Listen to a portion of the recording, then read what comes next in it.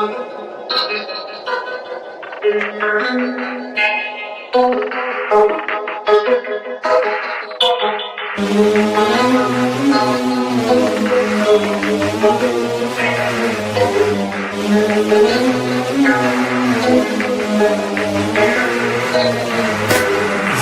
coming back broken down and defeated, detergent, busy and confused, sleeping. You're dying while I wait you to get started on the journey chosen, wasted, no selected. I was so bad, what happened? Sky and crush me in my smile. I was so bad at what happened. Fall out of the sky and crush me in my smile.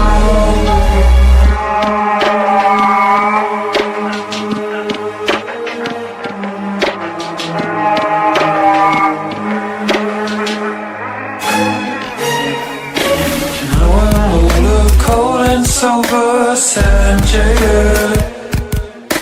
Then I'm coming back broken down and defeated. You are dying while I wait you to get started. You are dying while I wait you to get started. I was so bad at what happened. Fall out of the sky, yeah. Crush me in my smile. I was so bad at what happened. Fall out of the sky and crush me in my smile.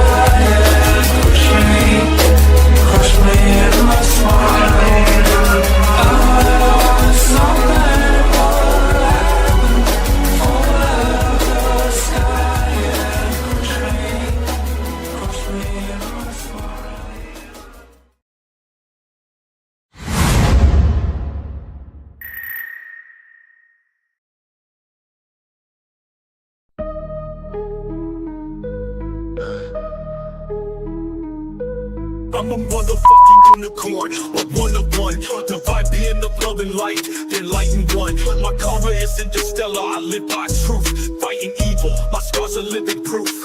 Protecting you from the storms with all my might. Love me, I will treat you right. You ever cross me, it's the last thing you'll ever do. With my crown of thorns, I'll wreck you. I ain't playing, yo, Bryan hard, call me a saint. Too bad Chris, because Bigfoot knows my name. I'm a messenger of God, with loyalty I serve, taking out all evil with his holy word. A true Knights Templar, sword in hand, slice you up, bury you in the sand. I'm a motherfucking unicorn, you'll never find anyone like me. Born in the Bronx, raised in NYC, so listen up, take heed. I float like a butterfly, sting like a bee. A true Knights Templar, sword in hand, slice you up, bury you in the sand. I'm a motherfucking unicorn, you'll never find anyone like me. Born in the Bronx, raised in NYC, so listen up, take heed. I float like a butterfly, sting like a bee.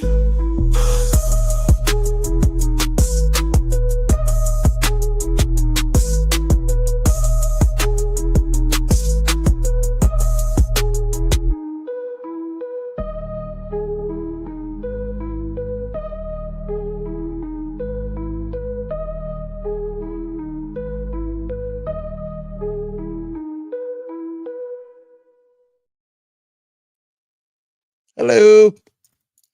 I'm not even going to play. I'm going to bring Rob G in. Mr. Rob G. He's our guest tonight because it is so much. I owe him apologies because sometimes I'm like, oh crap, I'm supposed to be on your show.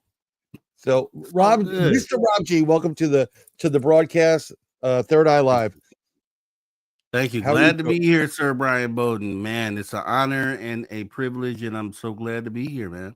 I appreciate you coming in. I have a hierarchy on the list of who I want, and some people just can't because a lot of people are getting sick these days. So I always say to everybody, take your vitamins. I'm not kidding when I say it. I mean, you want to start taking certain things. Always check with a doctor. We're not dispensing medical advice here. But Jason, thank you very much for the kind comments. Tim, man, welcome to the show. Hey, you got aliens. There are a couple other. It's not coming up. Are you having a problem with that Facebook stuff coming in as well, commenting or whatever? With StreamYard, I'm on a new platform now, so Oh, I don't even use StreamYard anymore. what? Can I ask what platform? What's the better platform? I was going to go to Opus. No, Stream Lab, which is similar. EV Mugs. EV Mugs. All right, I'm gonna have to. EVMUX. Yes. Okay, we're gonna have to look that up. EVMUX. Because I'll tell you, StreamYard is way damn too expensive. And they're on crack. Yeah, that's why I had to let them go, man, because they increased the prices and there's really no additional value there. So I'm just like, let's try something. Yeah, no, new. I know. I mean, hey, Mike, Michael Anthony, welcome in. Mike's a great guy. If you want to talk to somebody really great, Michael Anthony, who's in our chat right now, is on Facebook. I can, hook you guys up together. Yep. But just so you know, I have to say it because I keep forgetting to say it. I don't want him to get pissed off at me, but he's a good guy. The opener is written by Ron McGrath, and that's a stage name for him, but you'll know who he is. He's an English brother of mine, and he's a great guy. He wrote that song.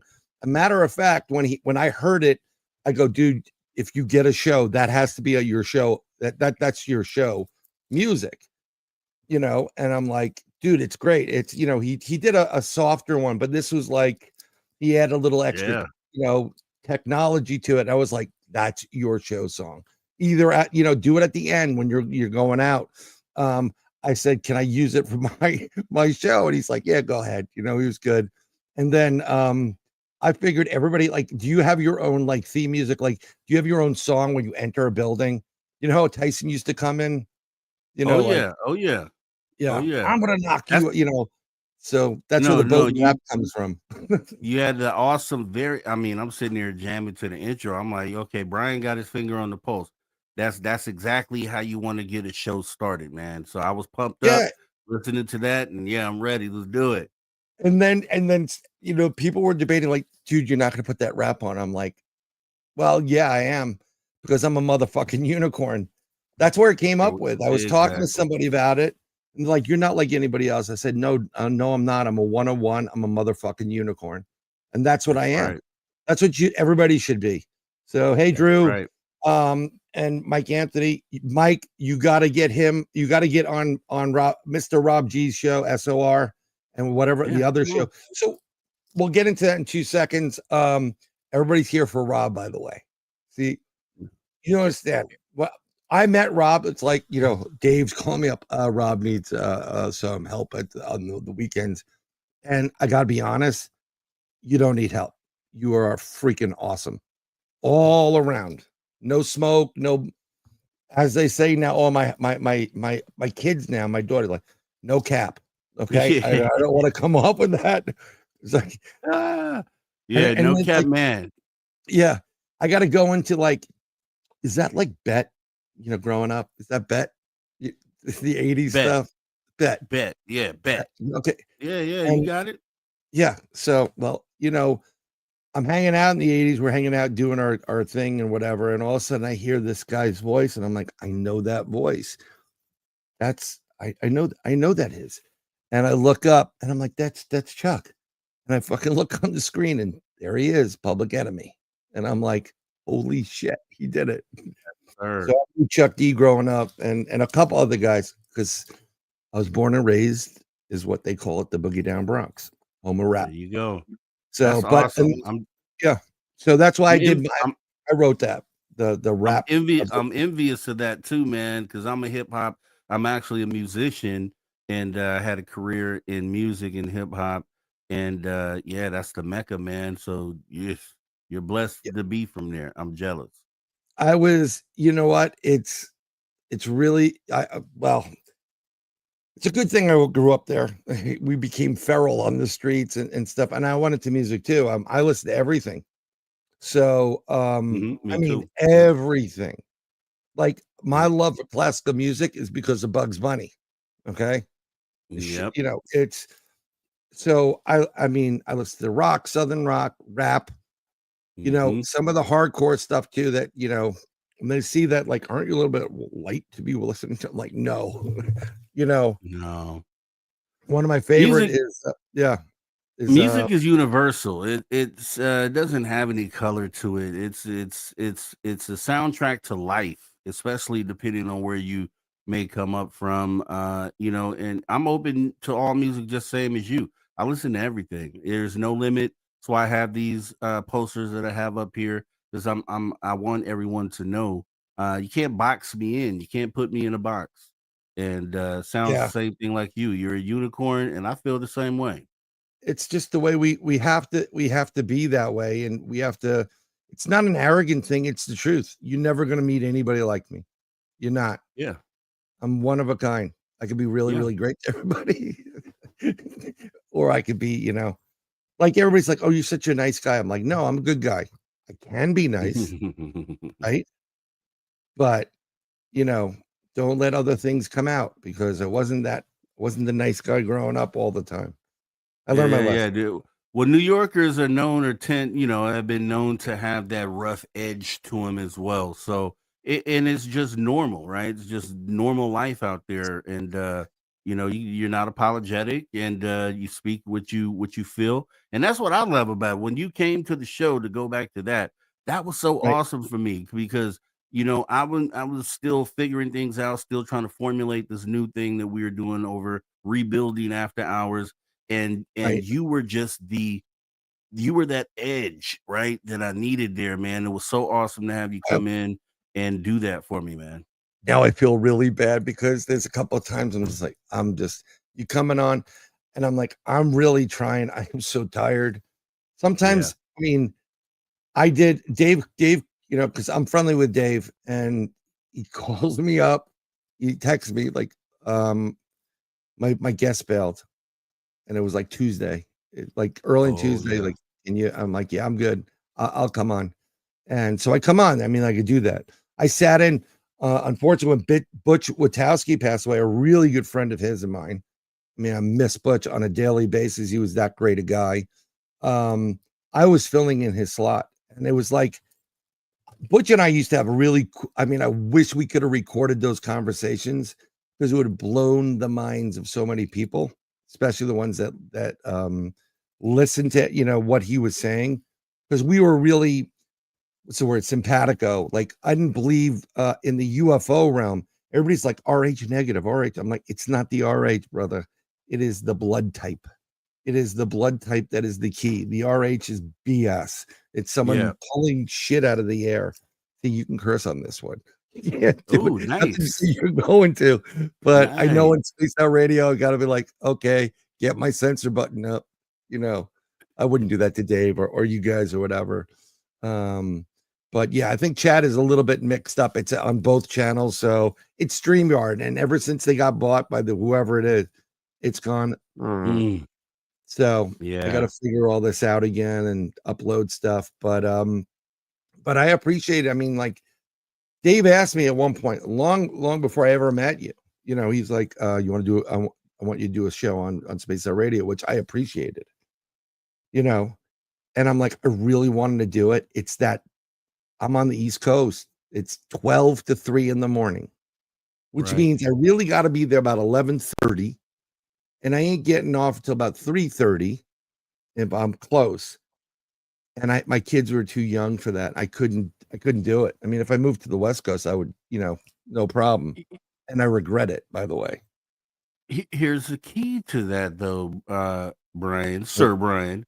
We truthfully, we've added Lee and Jack's Element 115. That airs at like 8 p.m. And truthfully, I have done some, breaking news shows at like 5 p.m. Pacific. Oh yeah. There's a slot, there's a availability there over a Spaced Out Radio for earlier shows. It's actually needed.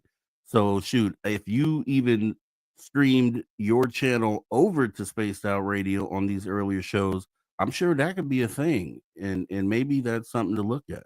I'm all for it. Like when we first started, when I first started doing this, I was part of a English channel, and I'm not going to mention their names because the people that own it are evil. They have no idea what they were doing. So I wanted to start like, Strange Brew or Paranormal Brew or something like that.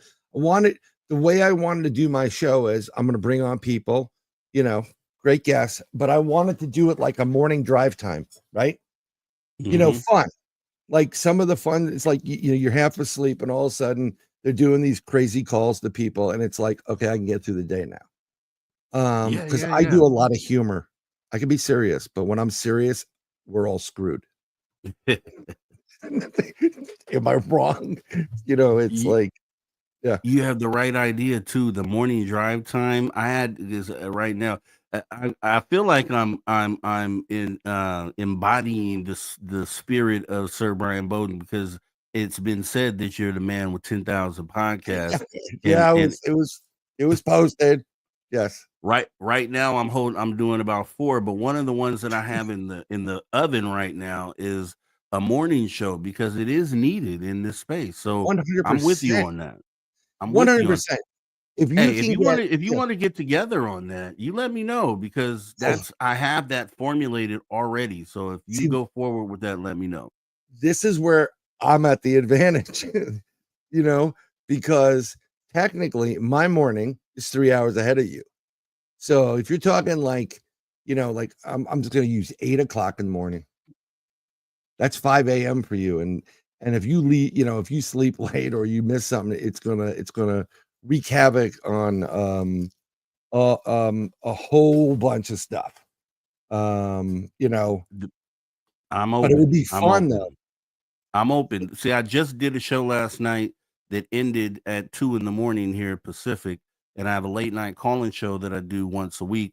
Believe me, totally open to it. 5 a.m. would be awesome. Don't even worry about it. So if you decide to do it and you want to talk about it, let me know. Yeah, definitely. We'll discuss off air on this. Yep. I have the ability to take calls too, and what I wanted to do with my show, I started off with Into the Realm, Beyond the Realm, and I really wanted me and the psychic for our group, who's a good friend of mine, Cindy Bailey Dove, and I didn't want my buddy Al involved because he would think it's the Bronxville Paranormal Site, and I don't want to do that. I want to do something totally different. But I also knew that if I didn't invite Al, sorry, Al, if you're listening, he would have gotten pissed. So we did it. And then Al started to get some really great guests on. I got some people, and we were doing a great show because there was 3 perspectives, talking to somebody. And, it was wonderful. But the network, we literally obliterated the flagship show on their network. Something PK, whatever, something UK, and you can go figure it out and whatever it is. And one of the owners didn't like the fact that we were that good. They thought we were like, I love when you say, "Oh, I'm an underdog." You have no idea what you just messed around with. There he is, Bigfoot Michigan Rob, and him. BMR. Yes, sir. Bigfoot Michigan Rob. We're going to get to your question about aliens in a minute, because I'm sure Rob has some stuff there. And we're going to do that. Rob G, there it is. Yeah. BMR, shout out. Yeah, shout it out. And Drew Banky. I saw Drew Banky too. Shout out Drew Banky. Yeah. They're there. It's great, and this is your fan base, by the way. I mean, I have some people there too, but it's your fan base. And I'm working on, I got invited to be a speaker at this upcoming conference, which is the Crossing Realms conference. And we'll put it up in a second. I'll just show you. And that's the host of the most. This is one of them is right here in the room, Bigfoot, Michigan Rob. He is an amazing individual, and I'm trying to find, they don't make things easy for you when it gets to trying to find the tabs that you have. Yes. It's just a pain in the what. But I'll figure it out and I'll put it up. And I'm going to be at the conference. It's September 19th and the 20th. It's in Missouri, Rob. Am I close? IBMR. Missouri. Yeah, like we're near Dolly Parton for the most part. So yeah, nice. It's going to be cool. I'm just going to move my tab over and make my life freaking easier so that I can see it. So it should be really cool. It should be great. And there's a whole plethora of people there. Bigfoot, Michigan Rob, Blondes and Booze, all these people, and then at Tex. So it's gonna be really, really cool. There you go. I gotta do it. It's so much easier if I had a producer, but I don't. Exactly. Oh, tell me about it. Tell me about it. It is a real pain. I'll tell you that. Getting this stuff organized. I was thinking about it doing on the East Coast someplace, and I don't envy you. There she is, Taryn. Hello, lady. But we I started doing these shows, and I did that. And when I was doing that, one of the guys on my network, we beat New York media. We beat 1010 Wins, WABC, and NBC one night. The guy put it on wrong. He would speed up our recordings. He would mess around with us. So he put it on the wrong week. We beat all those premier New York channels. We were number one for that time slot. Nice. I was like, oh my God, this is great. My buddy's like, he's an asshole, but I said, but we're number one. And I thought it was great. So then when that happened, we kind of lost the show. And then I helped Ron Murphy, the crypto guru, crypto guru Murphy, into the mix. And I got to take my Bluetooth off. Otherwise my phone hooks up to my Roadcaster, and I don't need it right now. So, and we did Inside the Goblin Universe for a couple, we have about 100 episodes. So, and then I started Noble Boomy, and then I got pulled into the Three Beards, and now I'm doing this. So it's, thank you. Go have a good show, Taryn. She does Paranormal Brew, and it's a great show, and she's a great lady. Thank you for coming by. They're going to talk about the Lions. Yeah. I am not getting involved in that right now, but I would do something like that. I think, that's what would pick up. That's what get you out there. I mean, you're out there already though, right? So you have your music career. This is where you started. This is how you got involved in all this craziness. To me, it actually is two separate worlds, and I still haven't let the two, because technically, once a musician, always a musician. You never ever leave music. So I still do music, but it runs parallel with what I do now, and it's wild because I know we talked about kind of what we're gonna do tonight, and it's just the path that led me to where I'm at right here, right now, hosting shows. It wasn't anything pre-planned. It wasn't anything that I just jumped out and aspired to do. I just really knew that I wanted to do something that that helped humanity, and we could talk about that just a little later, but that's kind of what led me. So the two aren't connected, but I have passion for both, and they're both as strong. Yeah, I mean, I've always been creative, and I think the moment I stopped being creative, everything got really messed up. It just, life wasn't as happy anymore, and I'm going to say it because I miss it, and I don't do it anymore because it gives me migraines. But growing up, I went to High School of Art and Design in the city. I was in a couple of different bands, listening to everything. We did the new wave, we did rock, we did metal. Yeah, I had hair down to my ass at one point, and then I met someone, and that was the, you know, don't meet your significant other at the Vincent Barty rest stop, which I did. Um, but then you cut it back, and then I had a mullet at one point, but it was pretty big back then. You know, Ah, yeah, yeah, there's yeah, a certain yeah. look about it. I started cutting it down, and then, but music, art, whatever. Matter of fact, when I had kids, I had to go from where I was in the Bronx to pick up my wife at the dentist, which is a new dentist, and it's near the one train, the elevated train. And Mhm. we're driving there, and I'm kind of bored, and it's cold, and it's a gray day. And they're like, where are we going? I'm like, we're gonna go pick up mommy. And I'm at this light where I'm about a block away from the one train, and you can see it. And I'm like, oh my God, that's daddy's work. And I pointed up to a piece I did on a car, and only a Wow. quarter of it was covered up with the new red paint, but the rest of it was there. I used to do Joker and Jester, and I said, "Oh, be quiet! Don't tell your kids that you used to bomb trains." You know, Defacing city property, right? Which oh, is cool. it was really cool. We would go in, and they in the train yard where they keep them, they'd have a double fence there, like a channel double fence, so a fence within a fence. And they put their dogs in the fence. They're there to catch you coming Mhm. in. So we're getting through, and we're like, the dogs are coming. You hear the "Roo, roo, roo, roo," and the dog comes over, and we're like, holy crap! And one of the guys puts his arm up, like trying to help us out, and he goes, "Wait a minute, they got no teeth." Dogs had no teeth. They must have bit so Wow. much that they were all gums, but it was unnerving. Um, but you know what? Like I'm seeing it, and I'm like, it's been a long time since I saw my work on something like that big, and I'm like, yeah, maybe I won't tell the kids that.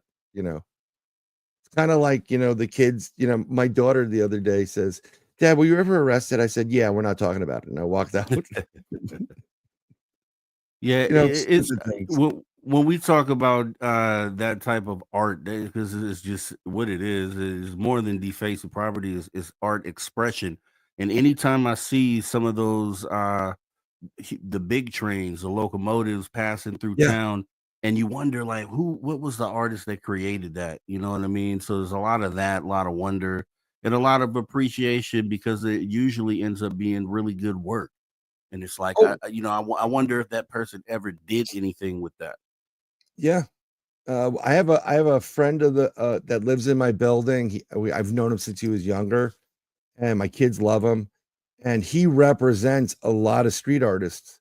And he's going to be coming on the broadcast and just to show the work he did.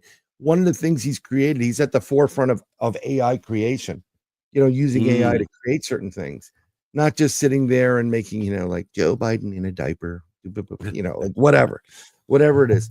Um, he literally came up with the concept of a sofa, small sofa love seat that looks like a Timberland boot. And Oh, then he took it from that concept and they made it. He spent $25,000 of his own money to make a Timberland boot sofa. wow. And Wow. You it's got a the picture of coolest. that? No, I don't have he'll Uh, have it when he comes on. And he goes, "You know what?" I said, "Dude, this is great. Sell it." He goes, "I'm trying to sell it." But all these guys, like, I got it because he knows all these different rap acts, and he's like, "Dude, I want that in my video." Of course they yeah. want it in your video, and they don't want to really pay for it. And I'm like, dude, I'm not, he's like, I'm not here to promote it. I want you to buy it. Why don't you buy it? Go to somebody, whoever is like big, and say, why don't you just buy it? Because you can buy it without thinking about it, and then you lease it out to other rap artists to use in your video or use it, whatever. But it's really, really cool. That's being creative about it. But I started being more creative. I started writing a ton of songs lately, a ton of songs. I got my guitars behind me, and I just sit there and I start, it comes up with, I'll hear a line or something like that. And I'm like, oh my God, that's good. And I'll start hearing it and I start singing it. And then I sing it into the phone, right? Mhm. That's what I do. So I don't lose it. And then I got to go in and get the guitar out and figure out, is that an E, B7, or whatever it is. I lay it down and use a DAW, but I haven't used it that much lately. And then I will sing it. So I'll lay my track, my bass, I'll lay my guitar, lay my bass, my vocals. I will use AI drums, which are the coolest freaking things in the planet because you just pull your guitar section out, put it into the AI, and then it says, okay, what style? And you can pick a variety of drummers to pick from their style. And it's Mm. actually recorded drums. And then they just put it in. And it's like, oh my God, I got a drummer. That's a Yeah, yeah, huge yeah, part yeah. of the band. It's hard to get. I You, wish I could do lead, but I don't. they But run something similar to that in GarageBand if you've ever used that platform I where they have used the it drummers.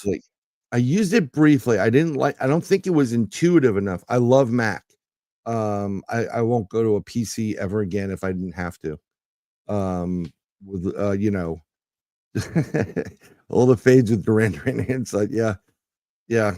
Oh my God. We're talking to Bigfoot, Michigan Rob with the white loafers, Pacell jacket. Well, welcome to Florida, Ooh, Rob. wow. Come on down. Go on down with that because we'll get that. You remember they did a razor that gave you that Don Johnson stubble. That's Wow. yeah, it was great.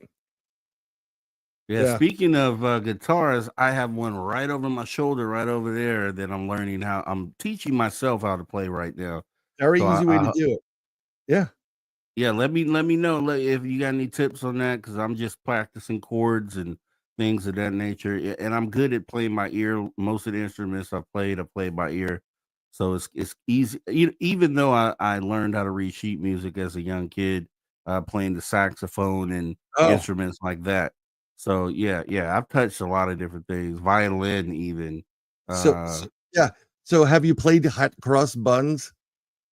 oh yeah, that's one of the ones That's you the got to learn standard, right? early. In Yeah, middle school and exactly. whatever. If I hear that one more time, that one more time, the hot cross buns. My Yeah. daughter picked up the clarinet and she learned it and she was pretty good. She got to first there was 4 chairs in middle school and she got the first chair. Wow. And she says, "I never wanna pick the thing up again." So, I'm always encouraging them. I bought her a bass. She played it for a little bit. It's in a closet, but it's good because it's a good bass, and I'm gonna use it anyhow. So it's a win. You know, Yeah. um, I didn't learn how to read the, sheet music. I'm all self-taught.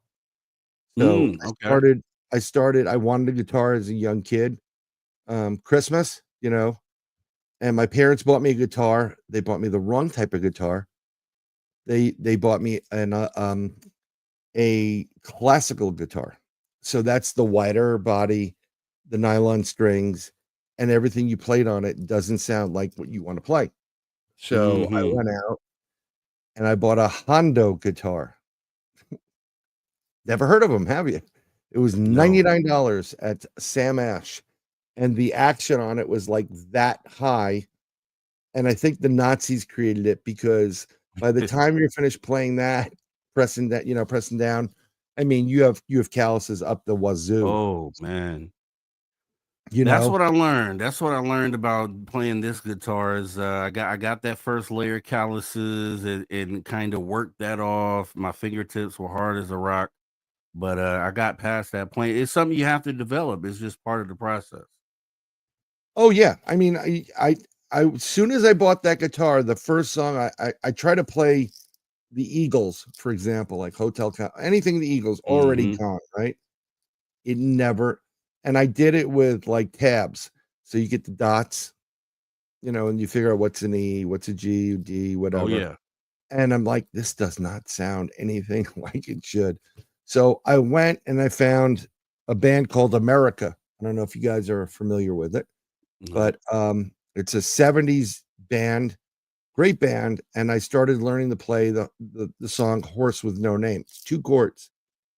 Mm. It's like Yeah, I an know the E song, and yeah. then a G, like an F sharp type of thing, really easy to play.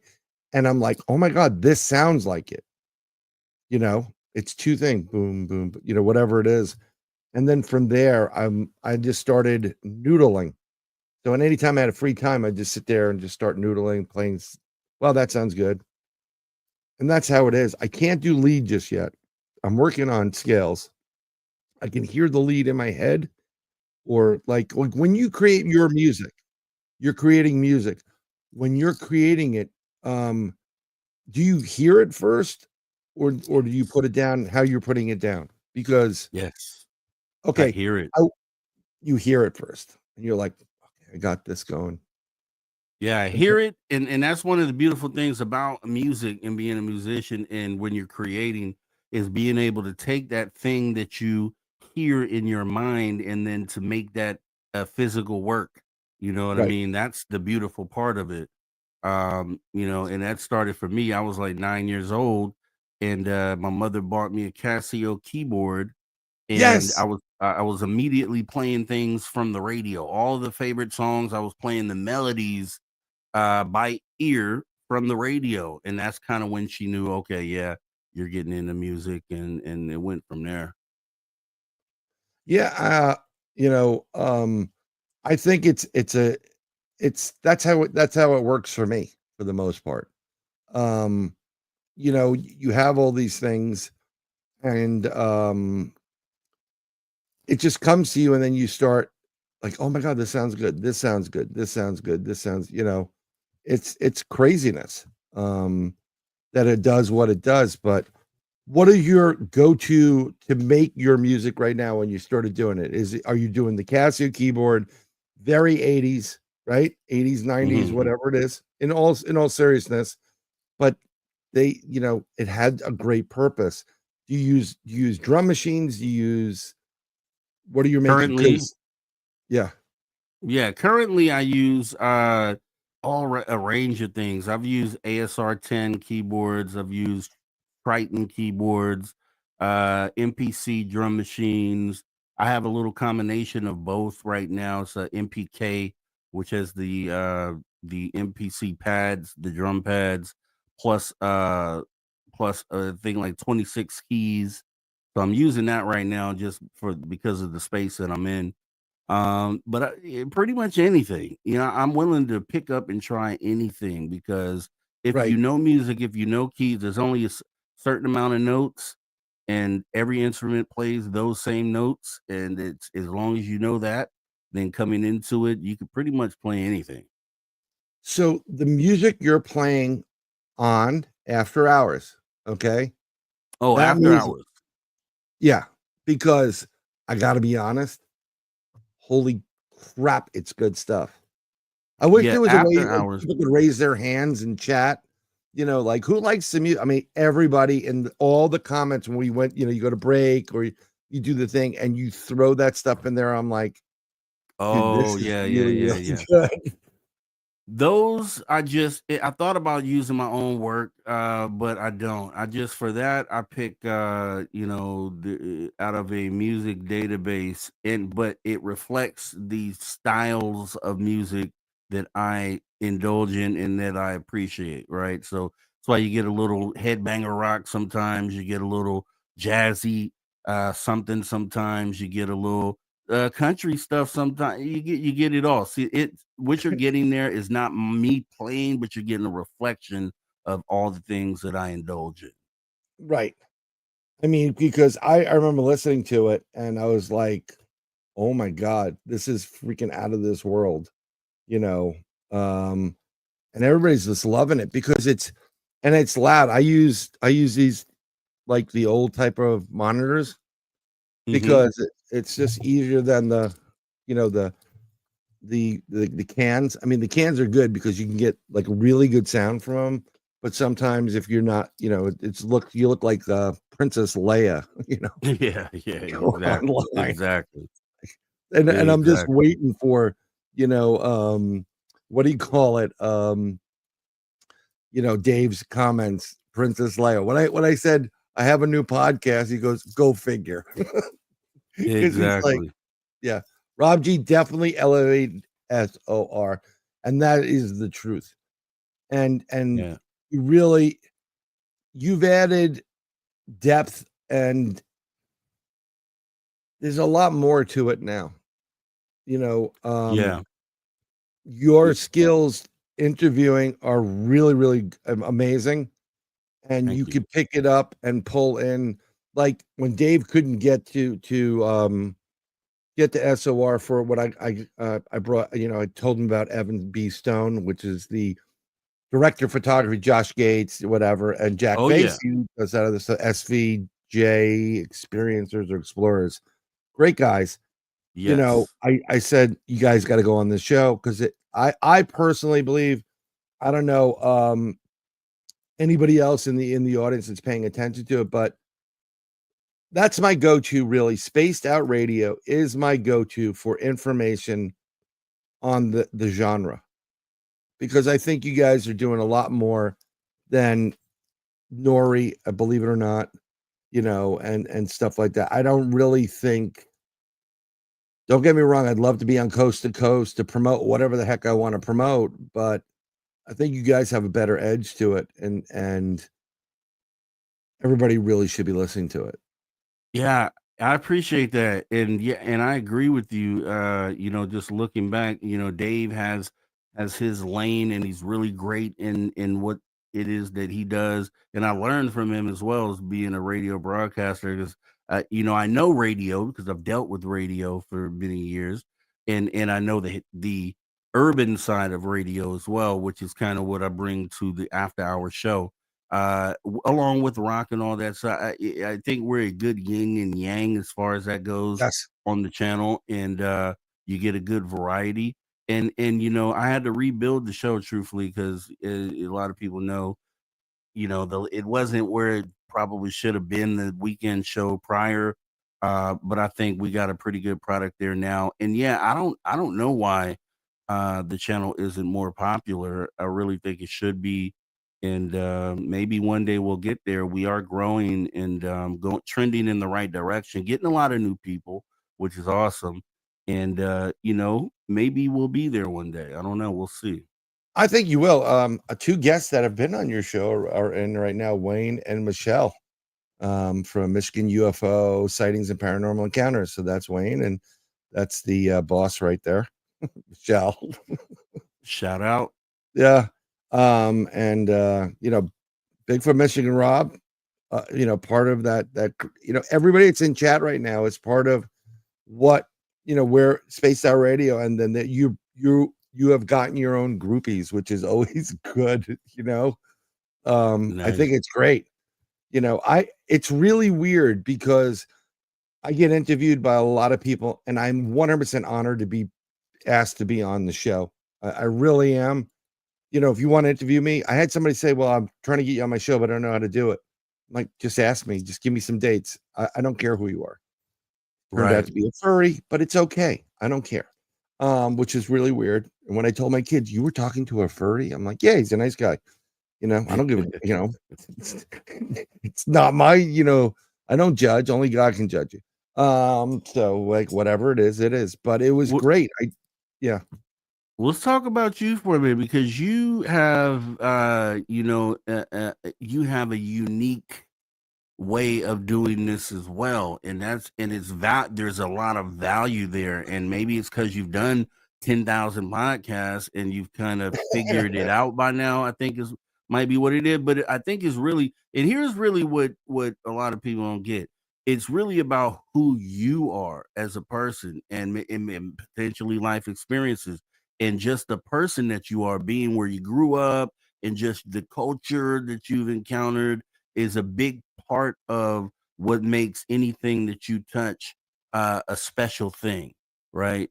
And I think that's the same for everybody in this conversation that we're talking about. Right. The way I my word is my bond. All you have in this life, it doesn't matter how big, rich, famous, whatever you are. You're only as good as what your word is, and what you and the truth you tell. I'm not a goody goody. Let me tell you, we started off by that, very respectful to people, but I've got my ass in a lot of trouble with a lot of stuff, you know. And when they bring you down to the police station numerous times, after a while, you look at it and some people that have gone through, and you're like, do I want to be like that, or do I want to be something different? And I'll be brutally honest. I've had numerous opportunities to make an obscene amount of money in business and other things, but I have an opportunity right now as far as real estate's concerned. A lot of money, like a lot of money, like Lambo money, Wow. and I can't do something to hurt people that are going to be homeless. I can't do that to somebody. Oh man. So this You is the way I operate. I operate on truth. I operate real. I tell you I try to get evidence that I've caught. I was there. Here it is. Sometimes you can't, because when you're talking about this paranormal field, ghosts, Bigfoot, whatever else, dog man, whoever, the Florida man, gator guy, whatever it is, we don't have any of that stuff. We don't have any you know I don't have a Bigfoot in my backyard 24/7 like, hey, you want to come on SOR with me? right, right. This doesn't work, right? So I just try to come off real. I tell you from my Yeah. perspective. Everything in this community, for the most part, unless you physically have a Bigfoot or a UFO or an extraterrestrial or whatever, okay, everything is conjecture. So it's hypothesis. It's like, I believe it's this. This is this is it. And that's that. And you have an experience. And to be honest, I want more answers. So I'm trying to be, I've gotten a lot of great comments from people like, you know, you're the realest person I've heard in a long time.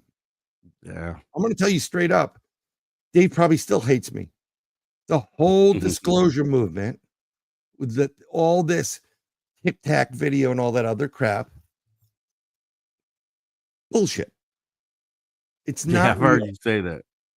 And I'm sorry, it's not real. And matter of fact, while we're at that for 2 seconds, we had this question right here for both of us. What do you all think of the egg whistleblower Jacob Barber's interview with Ross Coulthard? You know what? I'm sure he's telling you something he has actually experienced, in my opinion. But what is it? It's meaningless. And like, what's your opinion on that? I mean, like, I think he's telling the truth. I did a show on this actually on my channel, and here's the thing. I think it really depends on your connection with the object, because and when I say that, what I mean is I happen to have an experience with objects that visually look a lot like that. And Right. I go over this in the video. So for me, it resonated with me like, wow, is that the object I filmed? So it gave it some validity, just the footage itself. But Barber didn't actually, the footage wasn't from Barber's retrieval. It's some other pilot who actually retrieved what we saw in that video. Right. So there's something to say there. But the shape itself has been known in ufology for years. So historically, it lines up. It does line up historically, but when you get into this, there are plenty of people that have experiences, right? And as Wayne said, it's all anecdotal. We don't have physical science to catch this. We don't. I do want to throw out there is a caveat to that. And I think that once we get into the quantum end of quantum physics and we really start doing it, I think what will be created is something called a quantum filter. I studied physics, I studied astronomy, thought about being an astrophysicist. Instead, I became an asshole physicist, as my buddy says. And I question things, but I think one day we're going to be able to have, how they have the filters in Snapchat and all that other stuff. Yeah. We're going to have a quantum filter, and this is how it's going to work. You're going to go and take mom and dad's old videos, old movies, the Super 8 stuff, the better, because there's no electronics in it. Okay. Or whatever. And you're going to be able to digitize it, put it into a system, and then run a quantum filter in front of it. And I will guarantee you, we are going to be able to see evidence of ghosts, Bigfoots, and all the strange stuff, because it's going to be able to take it in multiple different dimensions, this filter, and show you what's there, kind of like tuning in a dial on a radio, right?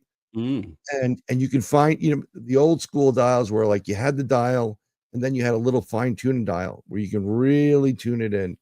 And that's what we're going to see. We're going to see in those pictures, like where you're at the campfire or whatever, there's a Bigfoot in the woods standing there going, just looking at you. And you're like, oh my God, that was there the whole time, or a ghost, or you're going to see family members around you at get togethers. And like, when was this picture? Grandpa Fred died, 3 years earlier. No, that was just yesterday. Like, what is he doing there? Because Grandpa Fred's, hanging out with you guys or whatever it is.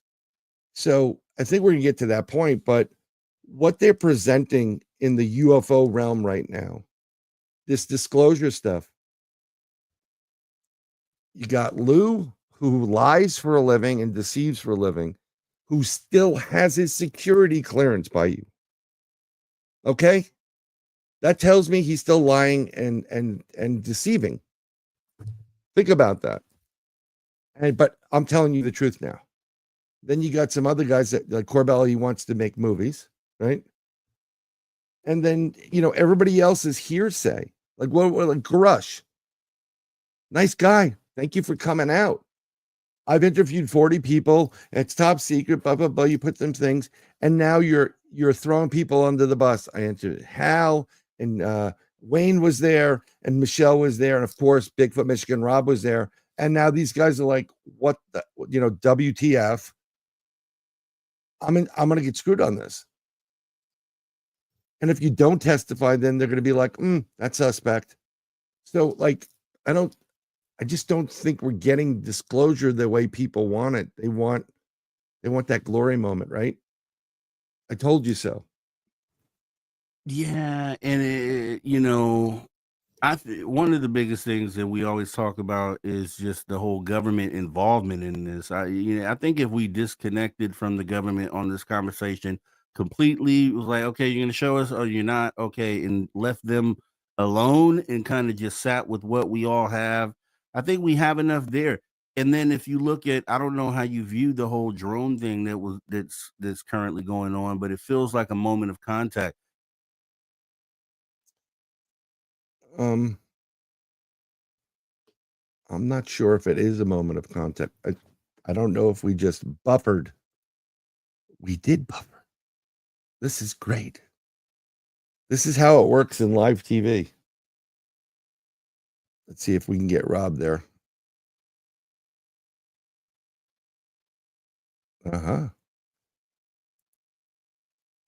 Let's go back to that. Rob, I think you buffered. Let's see if we can get him back in. Rob, if you can hear me, step out and then step back in. And we'll do it that way. I'm going to see. There we go. Yep. That's how it works in this real world. That's it. That's how it works. This is the internet these days. So yeah, I do believe we already had disclosure. I'm just waiting for Rob to come back in. If he does come back in, we're so close. Come on in. But this is how it works. I mean, I remember actually doing Space Out Radio a couple of times, and someone came in and unplugged my laptop, and I had like 3%. Here we go. We're adding Rob to the stage. Oh, it's slow. That Flintstone bird is slow, folks. Oh, come on, internet. Everybody, let's pray for him. I'm waiting for him to come back in, jump back in. Let's go. What's going on? I apologize, but this has actually been happening a lot with StreamYard lately. A lot with it. And, it's not doing what it should be doing. So, the public is decades behind what technology has shown us. The elites are hiding them. I mean, I believe there's no reason for the government, hey, you got aliens, to actually tell you the truth, because it's actually a national security problem. And while we're waiting for Rob to come back, I hope it's not me, but I'm still seeing everything moving, so I think we're pretty good on this end. Um, and yes, I do believe we already had disclosure, Wayne. I always say it like we had disclosure in 77 with Close Encounters of the Third Kind, especially with Dr. Hynek being the guy that's, saying it, you know. They, amen. Amen, Wayne. The government doesn't know shit, and they just want your money. That's it. So I'm seeing if he's having a network issue or what. Hopefully, he can come back in. I don't want to end it so soon. I thought we can chat a little bit more. Hey, Aaron, welcome to the broadcast. Disclosure is and will be personal. It is personal because when you have, let's see if it comes back in. Oh, we're having a major meltdown. Try your phone, Rob. Try your phone. There we go. There we go. That You're was back. probably my side. Yeah, that was No. probably You know what? reason. I've been having a little bit of issues and technology, but we're talking about disclosure, and we already had disclosure, which I said is Wayne. Actually, Wayne was talking about that we already had disclosure, and we did this thing where Michigan UFO think. So I believe that the public is decades upon us, decades behind what technology is shown to us. Entities are hiding, in a mountain. At one point, I don't know if they're hiding in a mountain, but you know, they don't want you to know. And then we got, stop looking at the government as authority. And we go into, disclosure will be personal. I think so too, because if you've had an experience with a UFO or something like that, you don't need anybody to tell you they're real. Not one person has to tell you they're real. When you have missing time for 2 hours to 5 hours, and then you wake up with crap on your body, welcome, Aaron. Do you need anybody to tell you that something happened? So, but how do you feel about, because I'm kind of mixed with the whole disclosure is personal thing. Um, yes, I think there's truth to that in the way that you just said, because it's your experience, so it technically is disclosure for you, which is a personal thing. Right. But like for us, when we're on shows and we're talking, there are people coming in to view the show, and a lot of people who actually believe in the phenomena have not had an experience at all. They don't know what it feels Right. like. They've never seen anything, and the only way they can get that is from someone who has had an experience. So then that makes it more than personal at that point. And that's Right. why the disclosure is personal thing usually doesn't sit all that well with me, because I think it's our duty to share what we have and what we know with those who may never in their lifetime have an experience. And I think that's big. That's wow, you're putting a lot on everybody's shoulders, Rob. It's on I your know. shoulders now. That's heavy, man. I You know, know. yeah, and BMR, I know you got a show, and thank you for coming in, just so you know. Later, be He does more. a great show. But um I believe I'm with you on that. I'm 100% behind that philosophy that we're there to do things. But I think some people take it a little bit, they veer off the roadway, because they want it their way. Like, have it your way. Mhm. Burger King. No, we're not going to hold the pickles or the lettuce. They're here, you know. But I also think that, we had okay, so my youngest super intuitive psychic, she will tell you things that will blow your mind. It's really, and I'm fine with it because I'm intuitive, whatever. And she's having a hard time dealing with it because she's seeing weird things at night. Mhm. I had an incident at night. I went to bed. I woke up at like 3 in the morning. I felt like I was abducted. something happened to me, and either my wife shoved something up my whatever, or something happened. I was in pain. Yeah, I'm going to admit to it right here. Not the most wonderful thing to do, and I was like, I'm like, I just felt weird, and I got up and I couldn't lie in bed. I was in just pain. I didn't want to lie in bed anymore. Went out to my living room area, and I kind of sat there, and I'm like, I'm looking around paranoid. I'm not afraid of anything really, except the doctor that says it's a girl. That's I'm afraid of, you know. Okay. So when I'm sitting there, I'm like, I'm trying to fall asleep, but sitting up. And then the next thing, my daughter's right there. I'm like, oh my God, what? And she's like, can I stay with you? I said, you have a bad dream? She goes, no. I saw the aliens in the window, and I took these. She had Mardi Gras beads in her hand. And she's like, and I was gonna whip them with it, but can I stay with you? Now, I had an experience. I felt like maybe something happened. And then now she's telling me she's seen things outside the window. Mm. So now I'm like, oh, this sucks. But I mean, that's why I talk about it. It's an embarrassing thing to talk about. They always say the same thing. Were you anal probed? Probably. I'm a man. That's how they release. They're collecting eggs from females and sperm from males. And the quickest way to get sperm out of a male, is there's a certain spot, and that's how they get it. That's the probe they're talking about. Ugh. You know, yeah, you don't want to, that's why when I had the missing time, I talked to a buddy of mine out on the West Coast named Derek Tyler. Yep. And he's like, I showed him the video, I showed him the UFO stuff, and he goes, how do you sleep? And I said, well, it's hard for me to sleep. He goes, no, like it's hard for me to go to sleep. The brain turns on, whatever.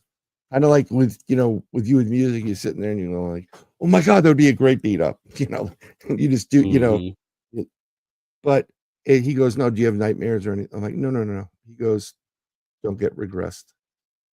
Because once you open that Pandora's box and you get regressed, you're going to experience something you cannot shut off.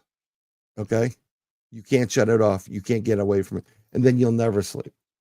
So I'm not seeking regression on my missing time in upstate New York on an investigation or driving to freaking Florida and North Carolina.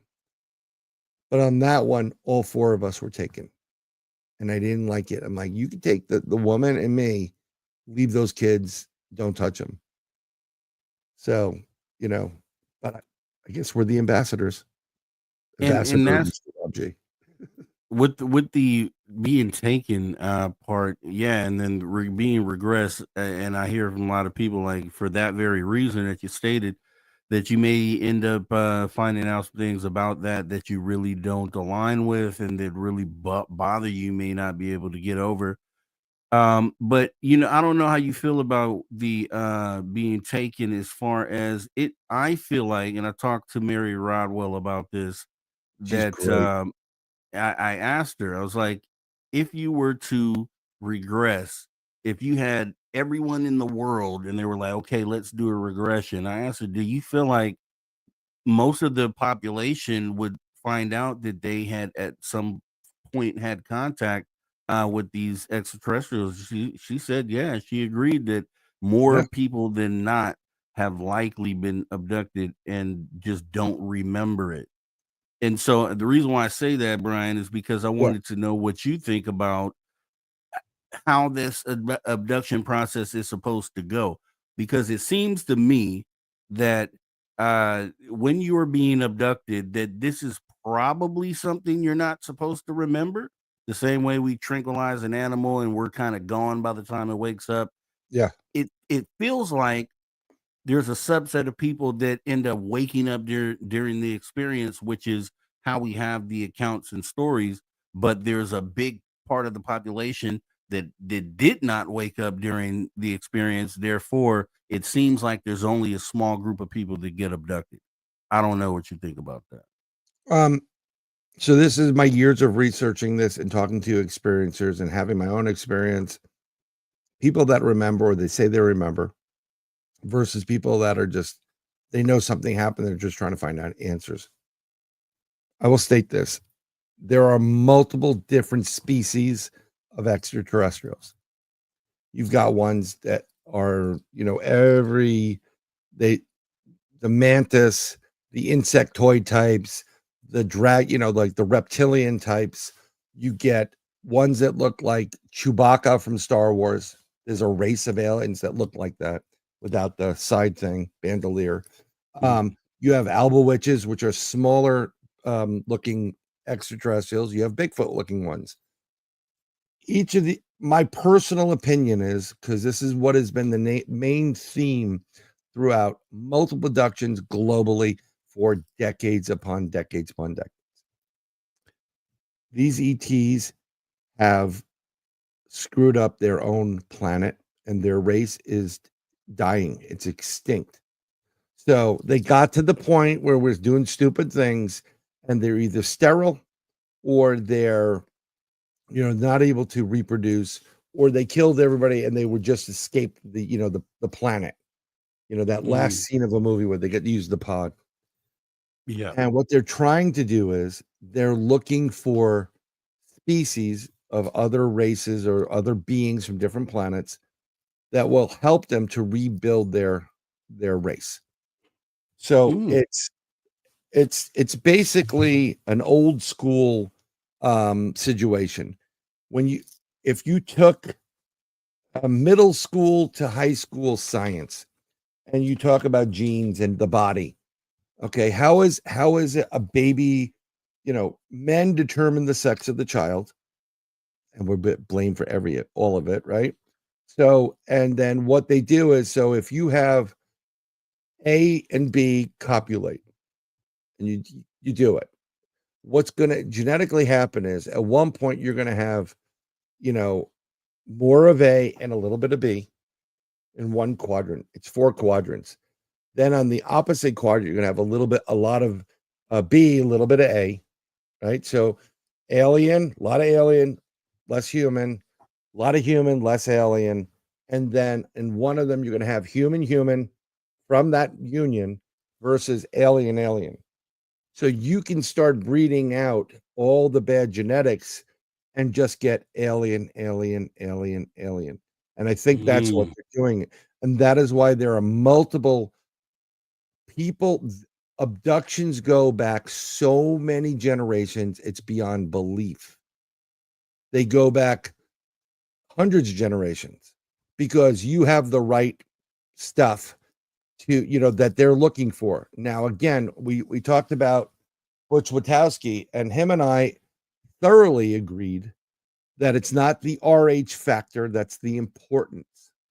It is actually the blood type, how rare it is, or the universal. I will guarantee you that if you start looking at it, most people that are abducted are either O or one of the rarer versions of it. Like I think it's AB or BA. I forgot what it is. Most of those people are abducted. And the reason why a lot more O's are abducted is because it's universal. So when you're building a foundation, you want a universal way to build it. And then the RH determines whether you have copper in your blood or iron. It's a two different, what is magnetized or if it's more metal.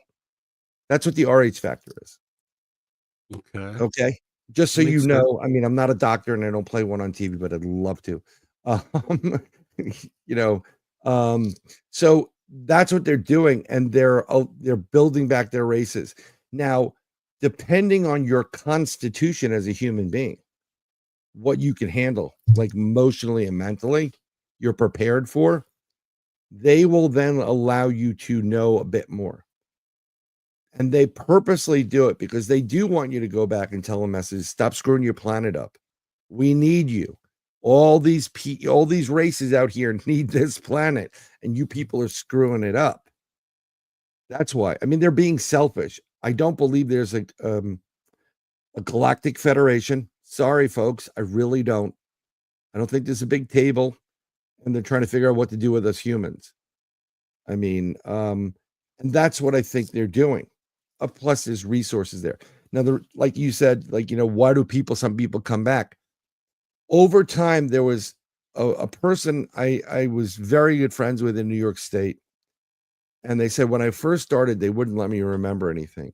But, a decade later, when I was able to handle certain events that took place in my life, and I had a better constitution, they allowed me to see some more stuff. And now I remember. I go there, and if they don't know about pain, it's black and white. It's like AI. It's either yes or no. So when you tell them this is painful, can you do something to stop that? They knock you out, so you don't remember it. Okay. But I know of people, men and women, that have gone back and have seen their offspring, and they want to know that they watch that because they want to know, like, oh my God, what is that? Because let me tell you something. If you find out down the line that you have extraterrestrial offspring, maybe a reptilian or an insectoid that looks like a praying mantis, that's going to play on your right. What Oh would you yeah. do? Oh my. You know? There's a show that depicts that pretty well, and when I was a fan and still a fan of the show, it's called Right. Resident Alien. I don't know Yes. if you're familiar. I And remember. Yeah. they hit all those points that you're talking about right now. Yeah. Well, I've been. I know that when that came out, that was a couple of years ago, but this is what they want you to know. And some people are actually here's the crazy part, right? So we as humans created time. Time doesn't exist anyplace else. It's not 15 minutes on Jupiter or in 30 galaxies away. So in reality, past, present, and future operate at the same point. So if this may melt some people's minds, but when you pass away from here and you go back into the source, which I call heaven, and you go, and sometimes you have to regenerate, whatever, and you see your loved ones, you can see your loved ones, you can be right next to them in a different like dimension or world or portion, and it's going to happen to them. That like 6 years from that point, they're going to have cancer, or they're going to have this, or they're going to have that. They know everything that happened in your past, present, and future. That's why when you go up there to be judged, they know everything. And the ETs know. I think it's a universal thing that call it laws or rules that govern everything, the ultimate everything. Even the ETs know past, present, and future. They come to this planet. They used to do it. I call them constellation galaxies. So you go to, like, when Mexico's going to have a volcano eruption or a really bad earthquake, you'll start seeing these dots appear, and they're UFOs, but it looks like a constellation.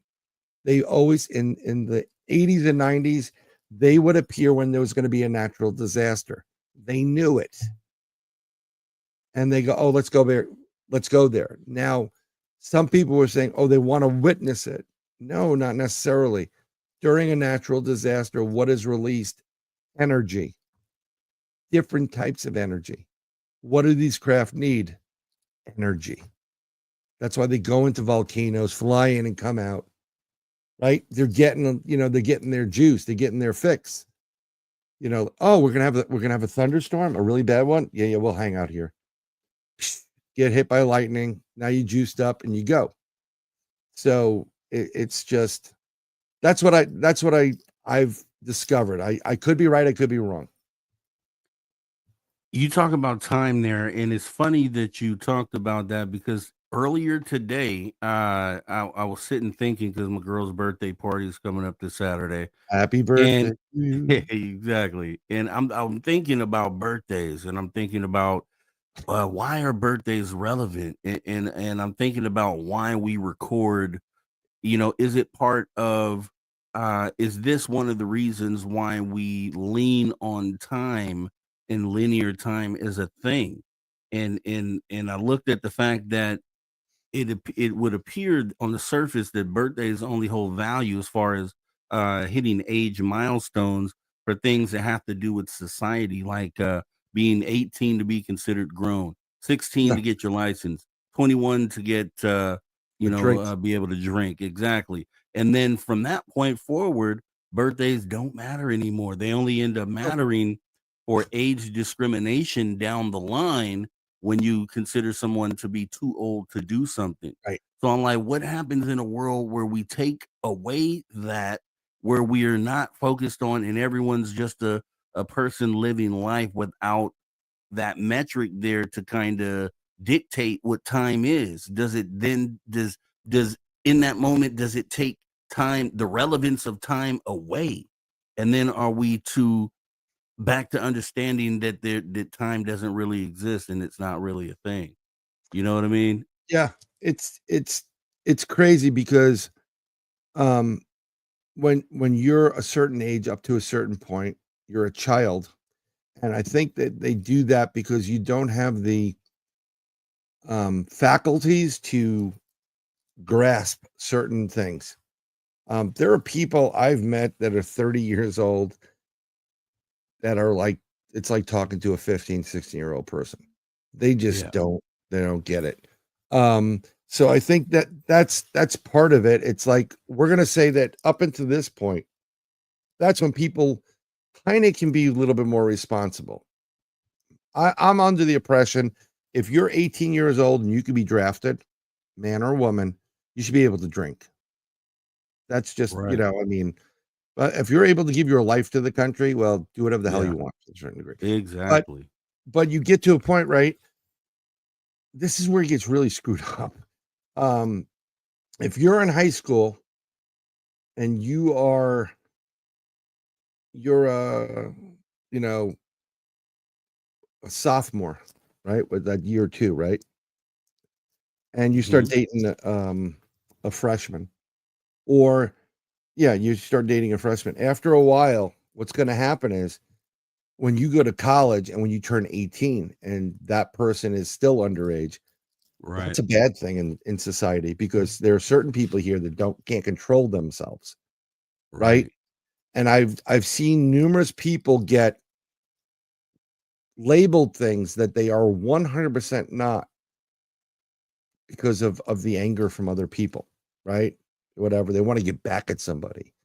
But that's what I'm saying. Like after a while, what's the difference between someone who's 27 years old and a 57-year-old going out? Right. It's Right. all the perspective. So I look at one of the things in this world, correct me if I'm wrong. There's only one thing you can take with you in when you die, and that's love. It is the only thing you can take. Some When people die and they're nasty, they'll take some hate with them. But in general, love is the greatest commodity out there. So if you find somebody and they vibrate together, and one happens to be 29 years old, and the other one is 49 years old, and they're happy, what does it matter to anybody else that they're together and they're happy? But it does. You're talking about time, birthday wise, right? You know, Right. are you robbing the cradle? And that's the thing. So because of morals and ethics, and Right. because we're conscious of those things, it would appear that there could never be a time where we throw time out the window as we know it as a linear thing, right? And it's like, so it kind of, when we talk about time not being linear, it's like, how could that ever apply to human beings?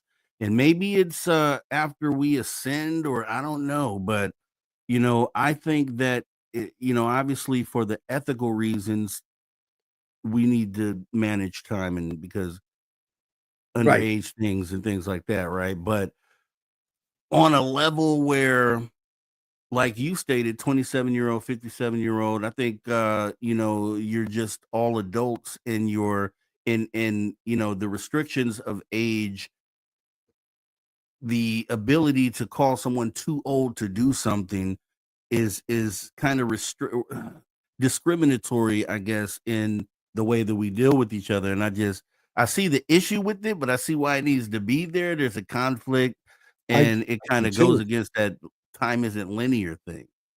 I do too, but it's getting into the age factor. When I look at, I have 2 daughters, so I have to worry about every penis. That's what That's right. my younger brother had 2 boys, and my older brother had, 2 daughters before we had 2 daughters. And he goes, "This is the problem. I only have to worry about 2 penises. You gotta worry about them all." And it's the truth when you have a Man. daughter. The bottom line Yeah. is, you would like people of a similar age or range to meet and grow old together. But Right. sometimes love is just love. And I'm not Yeah. talking about, 60-year-old guy going on with 18-year-old girl. I'm just not. I mean, I'm really not talking about that. I'm just talking about if you meet somebody and you're vibing and everything is great, both men and women, it could be the reverse. You know, wh- what is it? Stop looking at the age. Who when you love somebody like that in that kind of scenario, you know who hurts the worst on that? Whoever's the oldest. Because and the youngest person, because when you love somebody, you know that your time's limited. Right. Oh So yeah. then maybe when your time's limited, maybe they just like, let's throw out all the bullshit. Crack the jokes, crack the jokes. I'm in love, I'm happy, and that's what it's all about, you know? And that very reason that you just mentioned is why I bring it up because there you understand, okay, this person I'm with is this older person because we are tracking age. But if you didn't know that person's age, couldn't you live with that person more freely and be able to not have that thing hanging over you like, oh my god, my time is limited with this person here, and it kind of just opens you up to, because and the perfect point is we have some people that are younger that pass before people that are older. Every day we see it, so there Yeah. is no reason to really have that hanging over your head. But it's just one of those things that because it's here now, it's part of what we do, that I just don't ever see a time where we could really get away from it. Um, I don't see a time. I think when we spiritually start awakening, I think people have been awakening a lot. We're supposed to be in the age of Aquarius. I think people are wising up that it's not age is important, but it's not as important. And and I was told by somebody, no, no, no, don't wish anybody a happy birthday. It's actually bad because it limits you versus, some kind of someone said it's a bubba misa, which is like, like a hokey pokey, hokey po, hocus pocus type of stuff. You shouldn't do it because it's really bad for you. So I know people that don't don't won't say happy birthday, even though I'm 71 and very, very healthy. I do think a lot about. Yeah, well, you know what? Here's the thing. Um, I I, I think you got to start thinking more positive about yourself. The advancements alone in technology and whatever in science is going to help you go further. Um, I think you live life and you make every moment count. And that's what we don't do. And that's what makes us old too. And don't get me wrong, it's not easy for people. I came from a blue collar family working, it was a miserable growing up situation. It wasn't like, everybody like, oh, people have houses and on Long Island and, apartments with 14 different rooms and all. No, it didn't. I was a latchkey kid. We had string beans in a can, thank God for my grandparents. I'm not woes meing, but try to live your life and enjoy every moment of it and don't think about it. The only time age matters is when you try to do something stupid and you're like, oh, I'm not 16 anymore. That hurt. That's it. But I just look at people. I don't go up there. Oh, they look 45. Oh, that guy looks, I have a friend who was 15 and he was almost all gray. And it looked like an older person. But great guy. True. Why do we judge people? See, this is the problem with the whole thing right now. We're judging people. And let's circle back to the UFO thing. Oh, you wear tinfoil hats. You do this. Those are drones and those are extraterrestrial drones. And stop judging people. Trust me. Stop judging people. Your life will get a lot better. And some things changed for me too. Being in this field, being in the community, talking to so many different people, and actually having experiences with like shadow people and things like that. It let me know, it confirmed for me that there is something past our existence. And then so they always tell you that in religion, obviously, you go to heaven or this other place once you pass. And you think, okay, that's just something they say within religion, but when you literally see it outside of religion, because I don't consider myself a super religious person. I grew up in a Christian background, but I don't see myself as super religious. But when I was actually in a moment where I saw that you could see that there are things past that, then the question started coming to me, is like, okay, then what is this physical existence? Is is this the real existence that we live, being conscious beings, or is the next thing we move to the real thing? Are we being prepared for that next thing? And I've talked to my mother about this because she's not super into religion at all. Right. And you kind of just want to be able to, and this is part of the disclosure, isn't a personal thing. This is why I feel like that, because I was able to relate to her something that I know, that I've seen, that hey, there is something past this and something to look forward to, and not that my days are numbered, but before I get to go do this other thing, I have this many days left until I get to Right. move to that next step. You know what I mean? And Yeah. it's for a person that isn't in this community and doesn't get to see those sorts of things or pay attention to it. That's big news for a person like that. And it's like, and it's comfort as well. It's like, there definitely is another step for sure. We don't know what it is, but we can see that it's there, Right. and it's something to look forward to, actually. Yeah. I mean, you know what? I grew up in a religion. And I had to go to religious school, and I hated it, and I got kicked out of a couple of 'em with a buddy of mine, this Rusty guy, Gregory.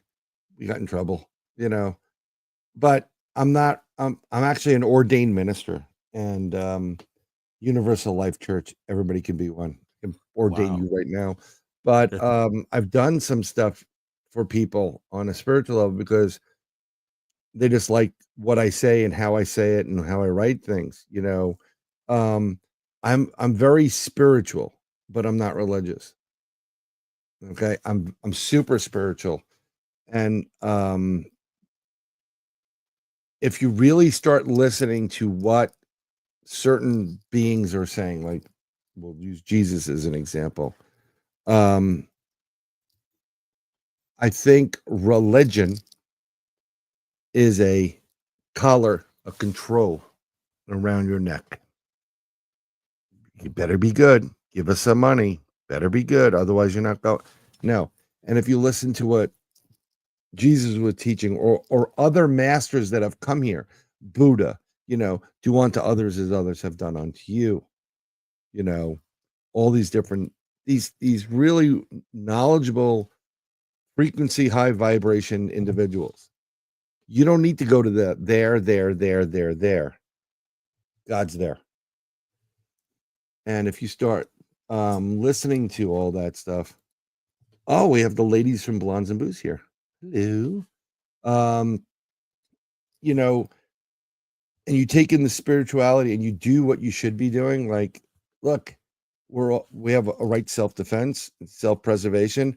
And I would assume, and you also have to take consideration what you've been experiencing from a child all the way up. But I mean, just try to do the right thing, be spiritual. You know, I just started it in the last 5 years. I try to talk to people like if they have a name tag in the store, you know, Mm-hmm. hey Shelly, how are you? And I'll just say their name, and I'll make eye contact with them. I'm having a bad day too, but hey Shelly, how are you doing?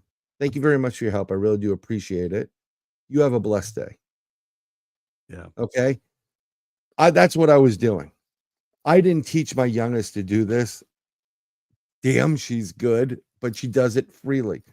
She will find something like she will say, like, I love your glasses, Rob. She'll pick something out and she'll tell you. And I've seen people when you become spiritual and then you start doing the positive things here. I've seen people that look like they were ready to kill somebody. Oh, thank you. Thank you very much. Oh, and she's not doing it to get over on you. She did like something about your glass and she's told you. And it made that other person's day. And what happens is when you do stuff and you do nice things, yeah, you're going to get a couple of those people out there that are a-holes. We'll get into that in a second. Things get better. People feel happier. The lightness in the room, the pressure, the evil that may have been there or trying to creep in for those shadow people and whatever. Come on, let's go get them. That's like, oh crap, here comes the light. I mean, we in my old neighborhood, we have one of those a bodega, like Yeah. those stores that are open 24/7. Mm-hmm. Now, in certain areas you can buy weed in them. Um, before it was legal. So we have a little like bodega that's now run by these Korean this Korean family at one point, and they're born again Christians. It is the weirdest thing. And they're always preaching, always preaching, always preaching. I don't preach. Just not going to preach. I'm not. That's not my soapbox. This guy was having a bad day, real bad, and they were like, "Well, happy Good Friday." And the guy goes, "Oh yeah, what's so fucking good about it?" And he walked out. He threw his $2 down. I just what you're saying about this whole way of dealing with and seeing it. Yeah, maybe it's not like a witness and we have to carry this burden on trying to help people out. You know, that's that's what we do. That's why you're doing spaced out radio. I mean, do you think Exactly. in your wildest dreams, seriously, go back who you're hanging out with, who you're chilling out with, and your friends, and and you come up and you're like, yeah, what do you do? I'm on spaced out radio, and they'll look at you like you just sold like what? Yeah. Yeah. Like, what in the world is that? What in the hell is that? What are you doing? All sorts of stuff like that. But it was a genuine thing that led me into this, and I guess I can kind of get into that because Sure. it there was a point in time, and I don't know if it's because as you go through life, you all of a sudden turn this corner and you want to do something positive for others. I don't know if everybody experiences that, but I know I did. I did. It was about 8 years ago, and I'm like, I just had a revelation. I'm like, I want to do something to positively affect humanity. And the first thing I thought of doing, because I'm like, okay, let me think of some things to do. And I thought of, I said, okay, this is what I can do. I'm pretty smart. Let me go ahead and be a kindergarten teacher so I can help mold the young minds of the world and kind of, help to guide them the right way. And then I thought about it and I was like, well, no, it's because some kids are bad and I don't know how I'd be able to deal with that. So I let that one go.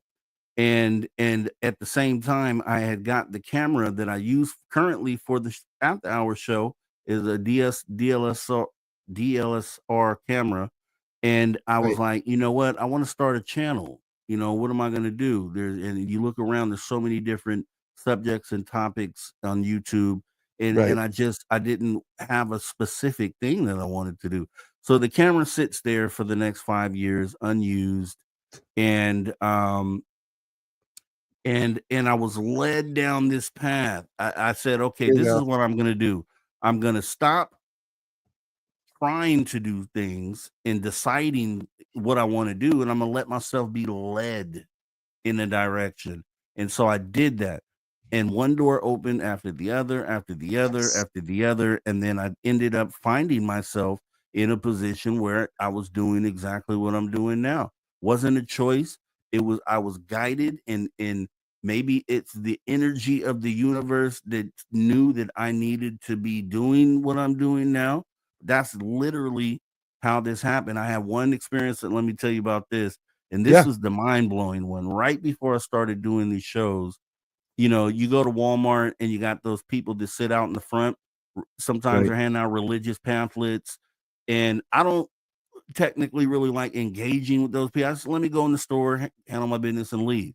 So I parked right in front of the Walmart. It's about 4 years, 3 years ago, 4 years ago.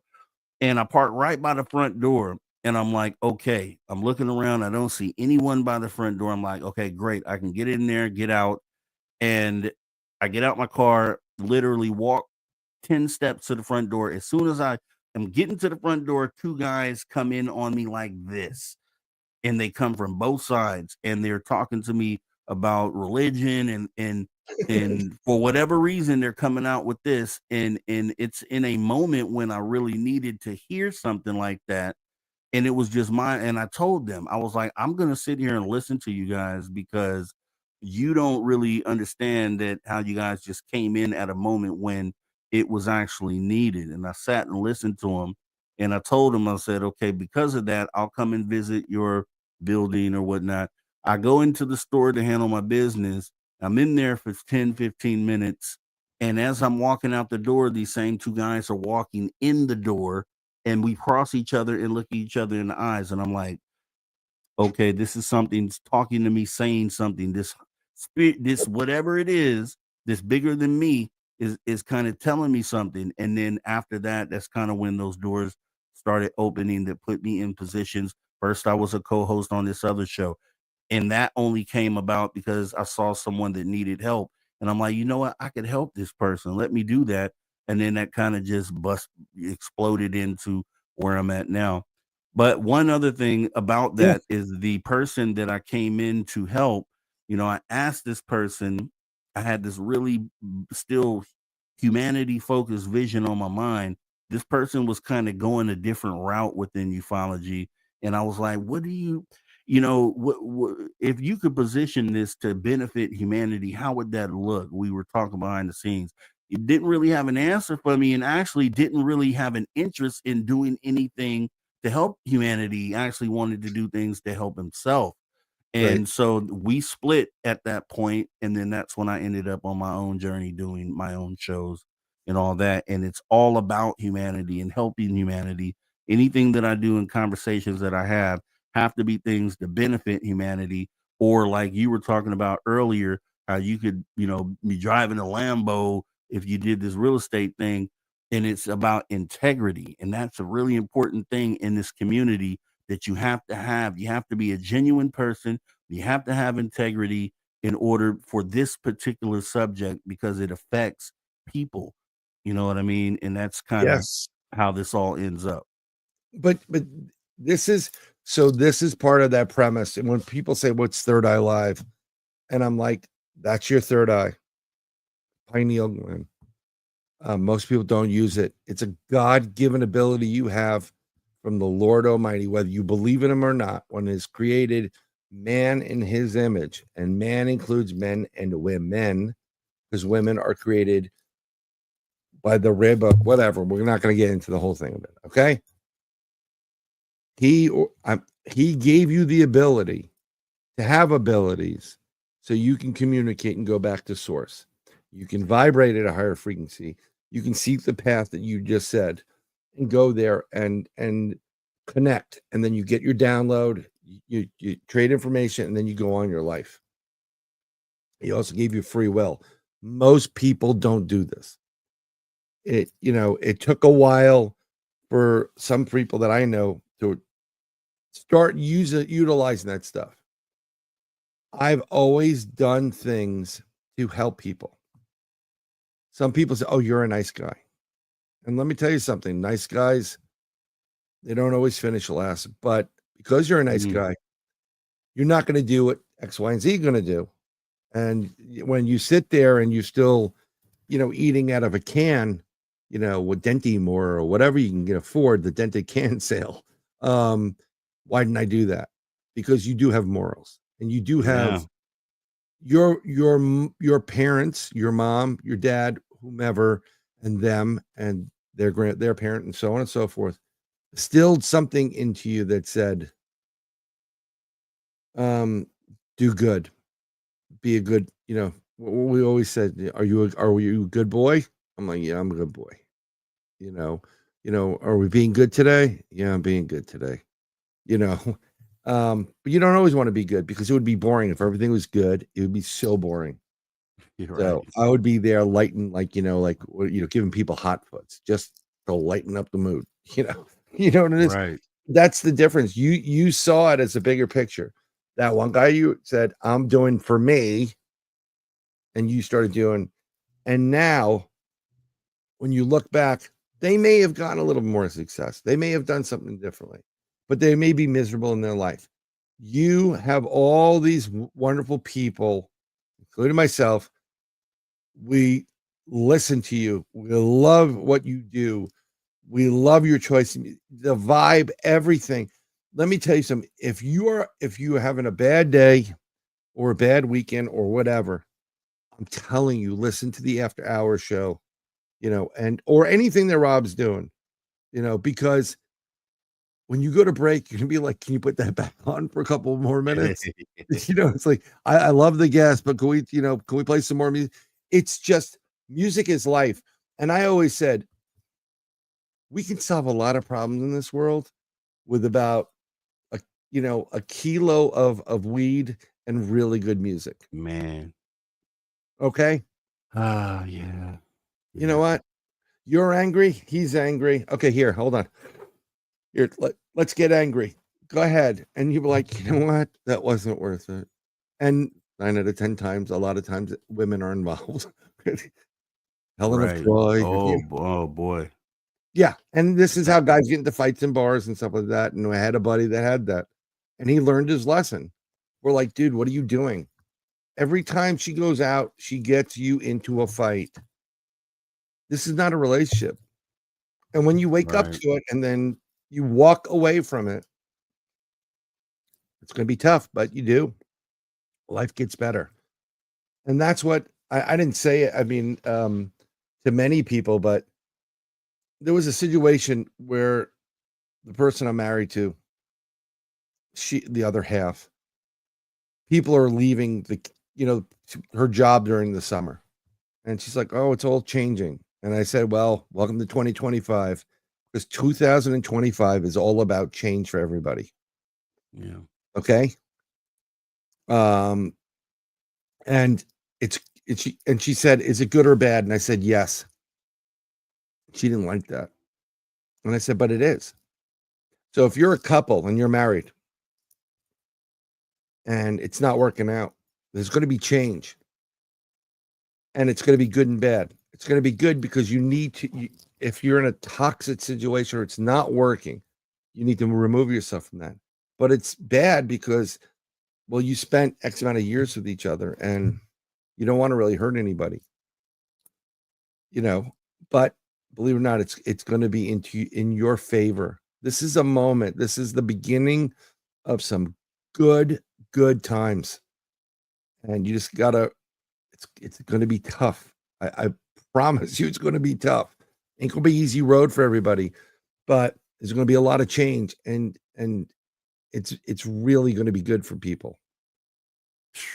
Someone once told me, they said, like I was asking, like, well, how do you know, like when you meet somebody, and like you fall in love with somebody, and you're married, and you fall in love with and it's just wasn't working. And you're in love with somebody else.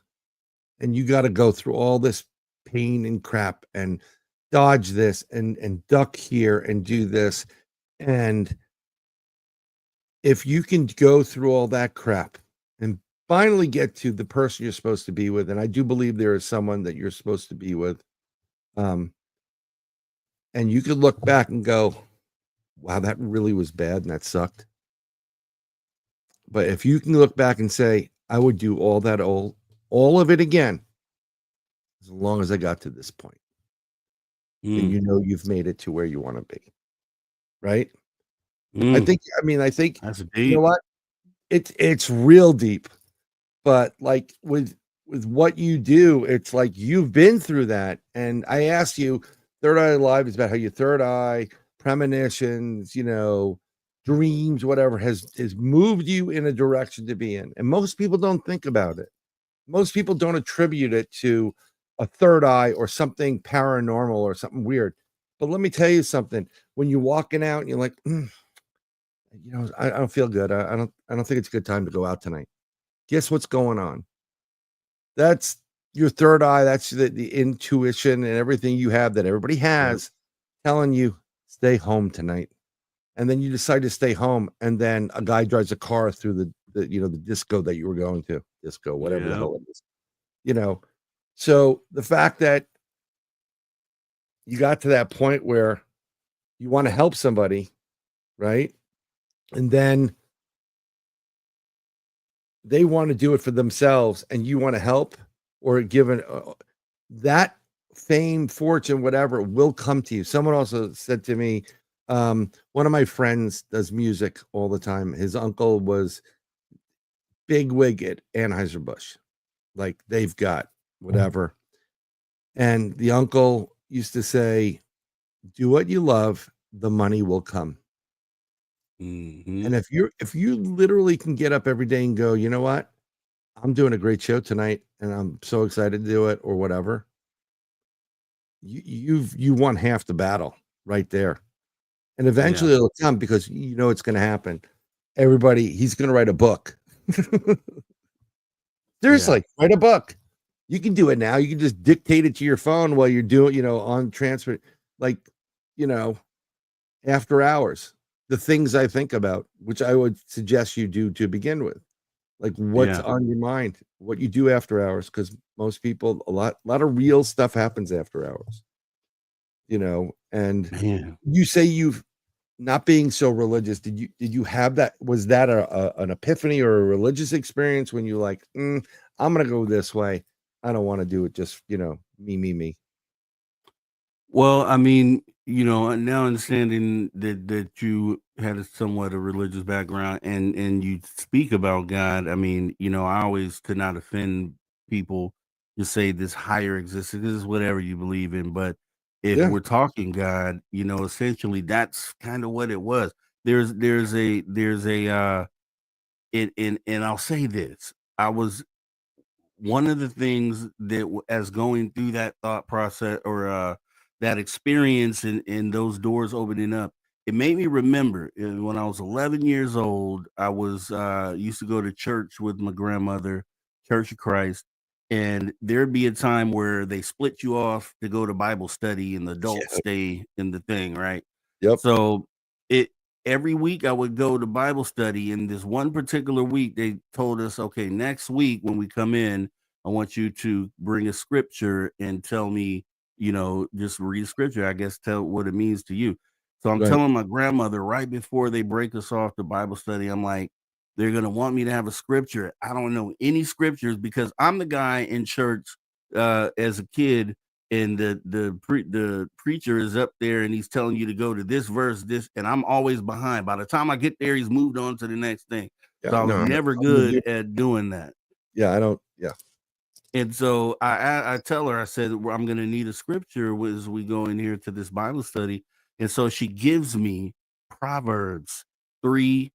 I want to say it's 3 verses 4 through 6 or something like that. I can get the numbers right. But essentially what it says is it's trust in the Lord with all thine heart, lean not to thine own understanding.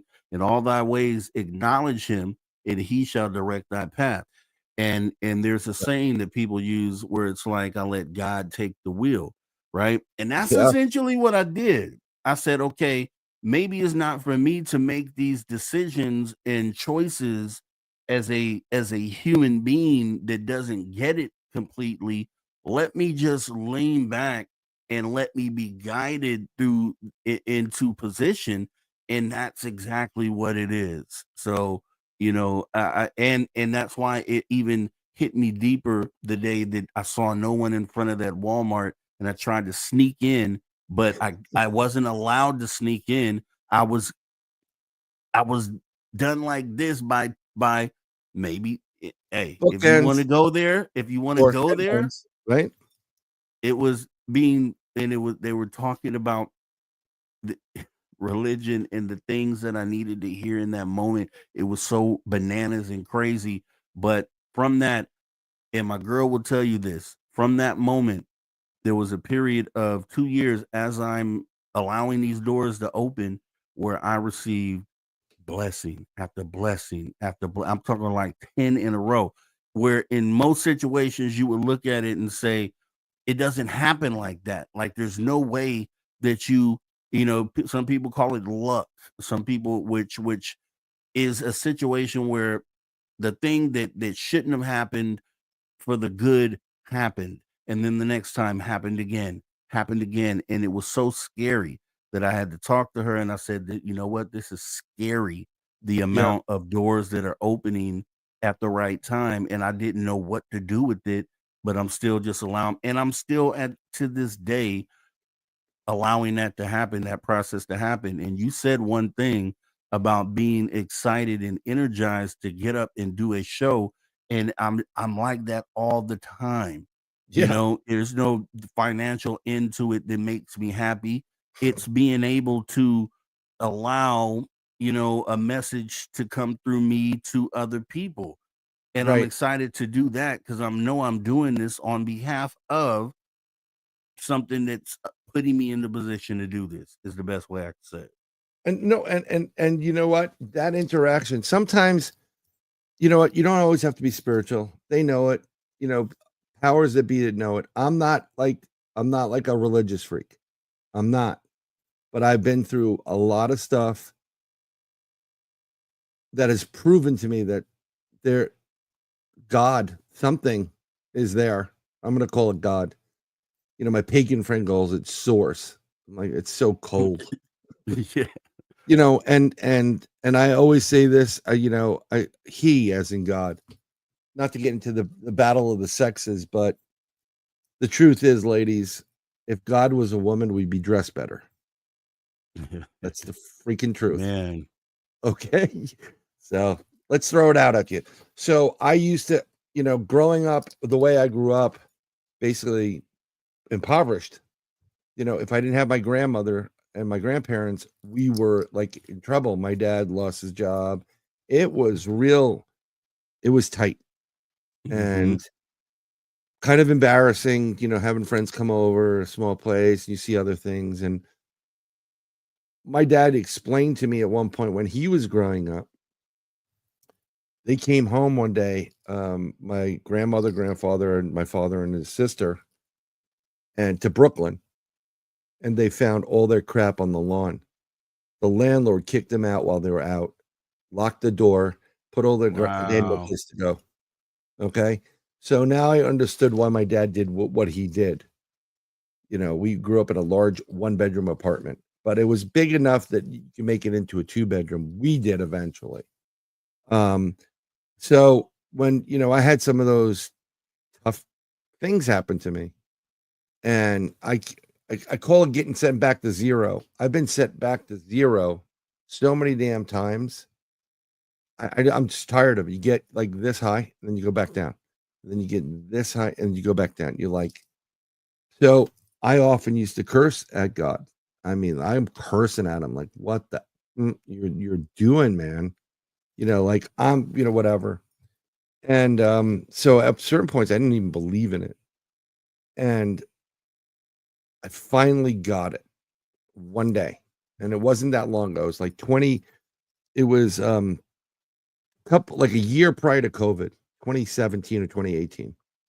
We started a print company, branding. So it's called BRE Promotion. So we do, embroidery, t-shirts, we wrap cars, wrap kids, whatever, everything, pens, you name it, we can do it. When my youngest daughter was born, I wanted it to give the birth announcement out on a condom. Welcome to the world, as a joke. This is how Bryan operates, right? Wife said no. Okay. So whatever. So we just started this company. My wife doesn't have a job. I was relieved by Bank of Montreal because they didn't like the fact that I was going and doing a lot more. And they also said some nasty things they shouldn't have said in email. So whatever.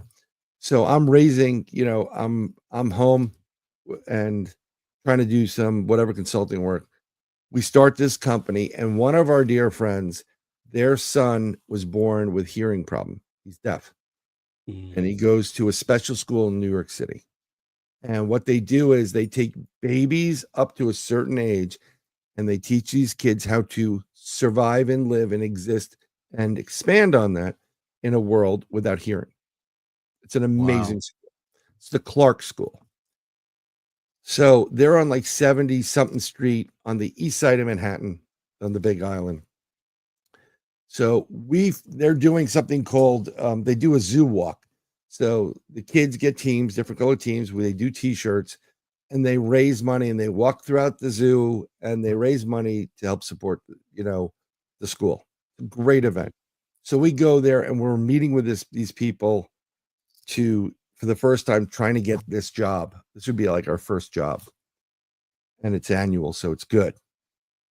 So we're racing through, and I don't know if you've been in New York City, but in Manhattan, I'm coming from the Bronx. I come down into Manhattan, I get to a certain point, and you're in the middle, you're on Fifth Avenue. So to the right of me would be, if I go to the right, I'm going to the west side. I've got to go east. So instead of going straight down, I'm going to cut down 96th Street and then at a certain point make a right and go down that way. 96th Street is like this.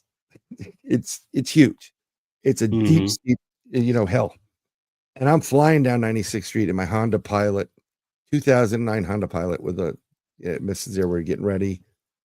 And normally I would go look for I just go to a garage to park the car, but not being in work so long, maybe if I could find something in the street. So I pull in and I bypass the garage I was going to go into, pull up, and right there on the left-hand side is a parking spot. I'm like, this is great, right? Good sign.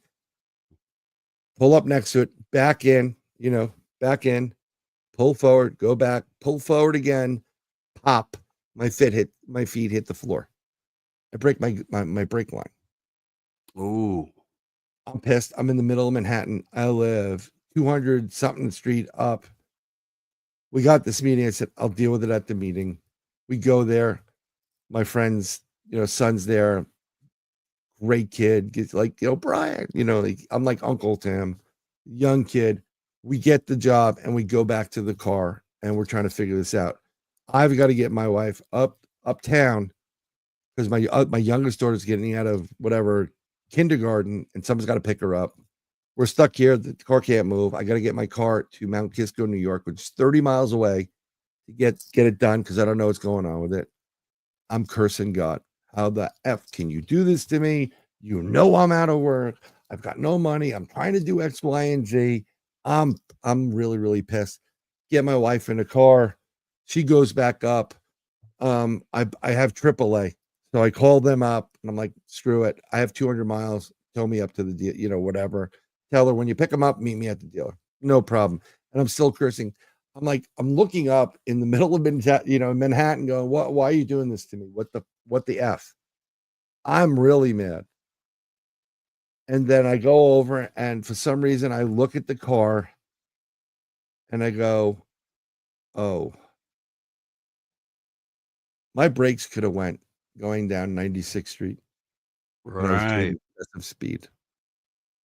And I probably would have killed a lot of people and flown into a mosque that probably would have started a conflict globally. Okay.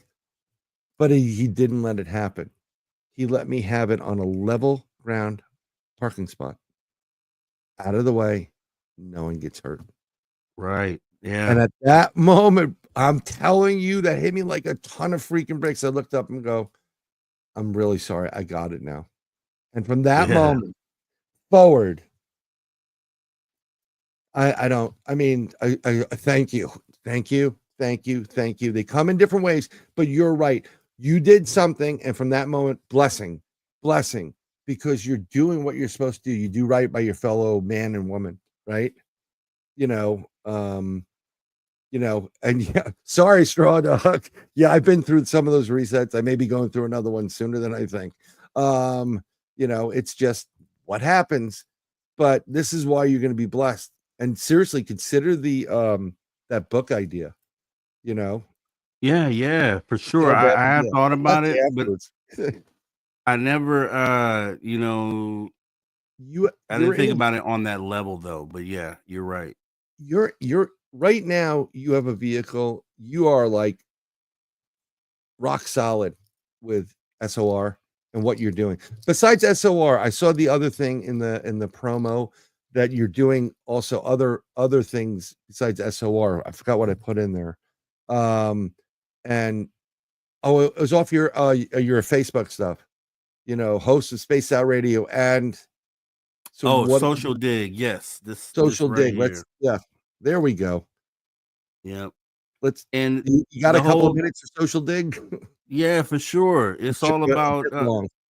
It's all about the if you look in the description of my channel, and that's youtube.com/ at Mr. Rob G, like you see right here on the screen, you'll get to the social dig. And I always tell people I have a welcome video that I did when I started the channel almost close to 2 years ago, about a year and a half ago.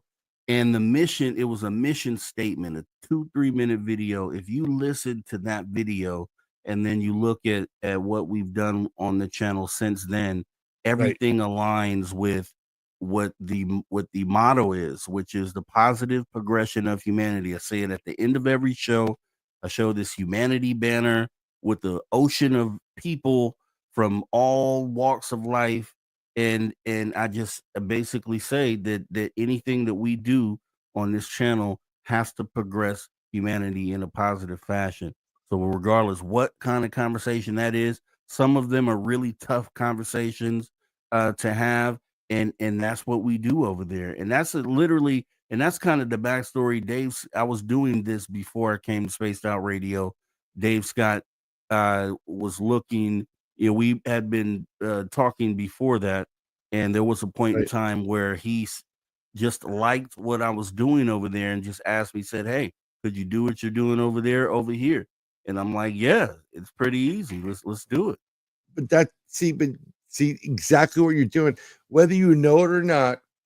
You don't have to connotate it with religion. I actually put up the youtube.com slash at Mr. Rob G in there. Thank you. So we can share it. I'll add it to the notes as well, so people can hit you up, and please like, subscribe, join, comment, do whatever. Please. I used to have like 5 different YouTube things. Now I'm just doing me, not for anything reason. I don't want to manage everybody else. I want to manage me. That's why like Mr. Rob G is the way to go, because it's you and it's Yes. all you do on it. That's why, it's so much easier. You can even Yes. put your SOR stuff there. You're still getting people to come back to whatever. But I just appreciate you, and I still apologize to you for not being on. So, during certain things, but you may see him you may actually see him in this room next week. Because on the 5th, we have this man coming on. And Rob, it's really funny. Rob has a Jimi Hendrix poster behind him. This Right isn't Jimi there. Hendrix. This is a gentleman named Jimmy Blue, and he brings Hendrix back to life. Right. So yeah, let's show your poster. So he's coming on next week, and we're going to talk Hendrix and guitars. But there's the. Let's see if we can bump you up onto that. Does that work? Where is it? No, I want you there. There we go. Rob has the Yeah. Jimi Hendrix right there in there. Right So over the shoulder, and and the guy looks just like him in his pose and right. mannerism is insane. Yeah, it's gonna be a pretty cool show. So I just figured I'll do that, and we're gonna swap each other because I was on the left and you're on the right. I don't want to screw up my Opus clip later on. um, because that'll bug him out. But I really do appreciate you and Yeah. yeah, I just it's a different type of talk that you normally would have. I mean, and Yes. you know, I love engaging with you, Brian. You're like one of those guys. There's a few people I've come across, and that's why I wanted you as a part of the show, and we did some great work together. If anybody goes back to watch those episodes, Brian always comes in and does his thing. I tried to create a segment and name it for Brian, but then it was like, nah, it doesn't fit because Brian speaks I'll what just show Brian up. speaks.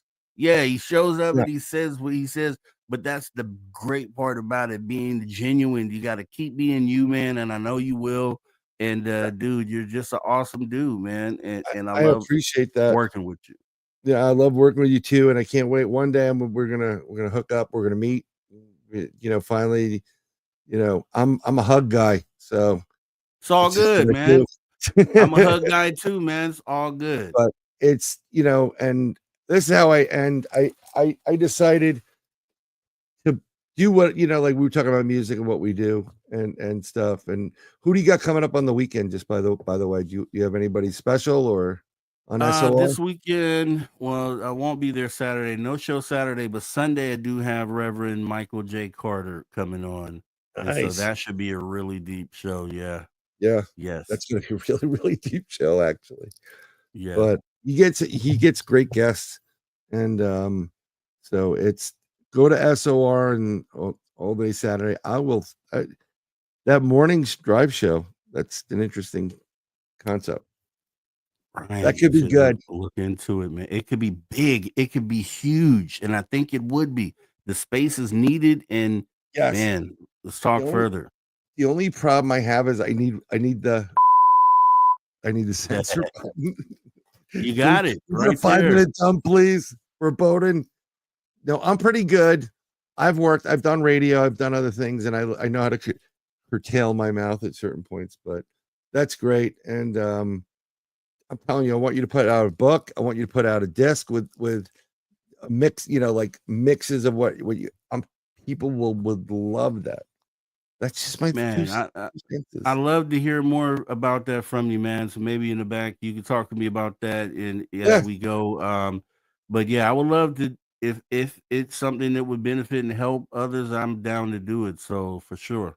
Well, I appreciate you coming on. I don't want to keep you any longer than I have. And I wrote this next song coming up. So I'll talk to you afterwards in the back. If you got a Yep. couple extra minutes. Yep. But this, if it wasn't for everybody in chat and everybody that's come into chat and has been watching it and enjoying it, and for you also, this wouldn't happen. It's a lot easier to say, oh, I'm not going to do it. But I want to bring people like you, to you. I don't want to bring you have a message. You need to be out there more than it is. And if it wasn't for all of you for what we do, I wouldn't be able to do it. So you have a great night. Next week, Jimmy Blue. And thank you, Rob, Mr. Rob G. And thank all of you. So thank you, sir.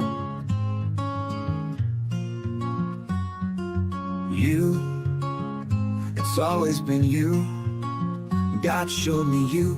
I have been searching decades for you. I found you, I lost you. My heart is broken without you. My soul aches for you. I need you, I want you.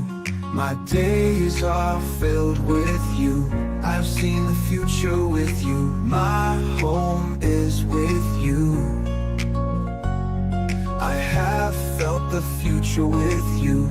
My nights are filled with you. Love is you. True love is you. My happiness is you. Every past life is with you. My dreams are filled with you. Life is meaningless without you. My future is with you. I will fight for you. give up my life for you. Whatever it takes for you, nothing else matters but you. I love you, I love you. I love you, God showed me you. I have been searching decades for you. I found you, I lost you. My heart is broken without you. My soul aches for you. I need you, I want you. My days are filled with you. I have seen the future with you. My home is with you. I have felt the future with you. My nights are filled with you. Love is you, true love is you. Love is you, true love is you. My happiness is you. Every past life is with you. My dreams are filled with you. Life is meaningless without you. My future is with you. I will fight for you. I will defend you. I would give up my life for you. Whatever it takes for you, nothing else matters but you. I love you, I love you. Life is meaningless without you. My future is with you.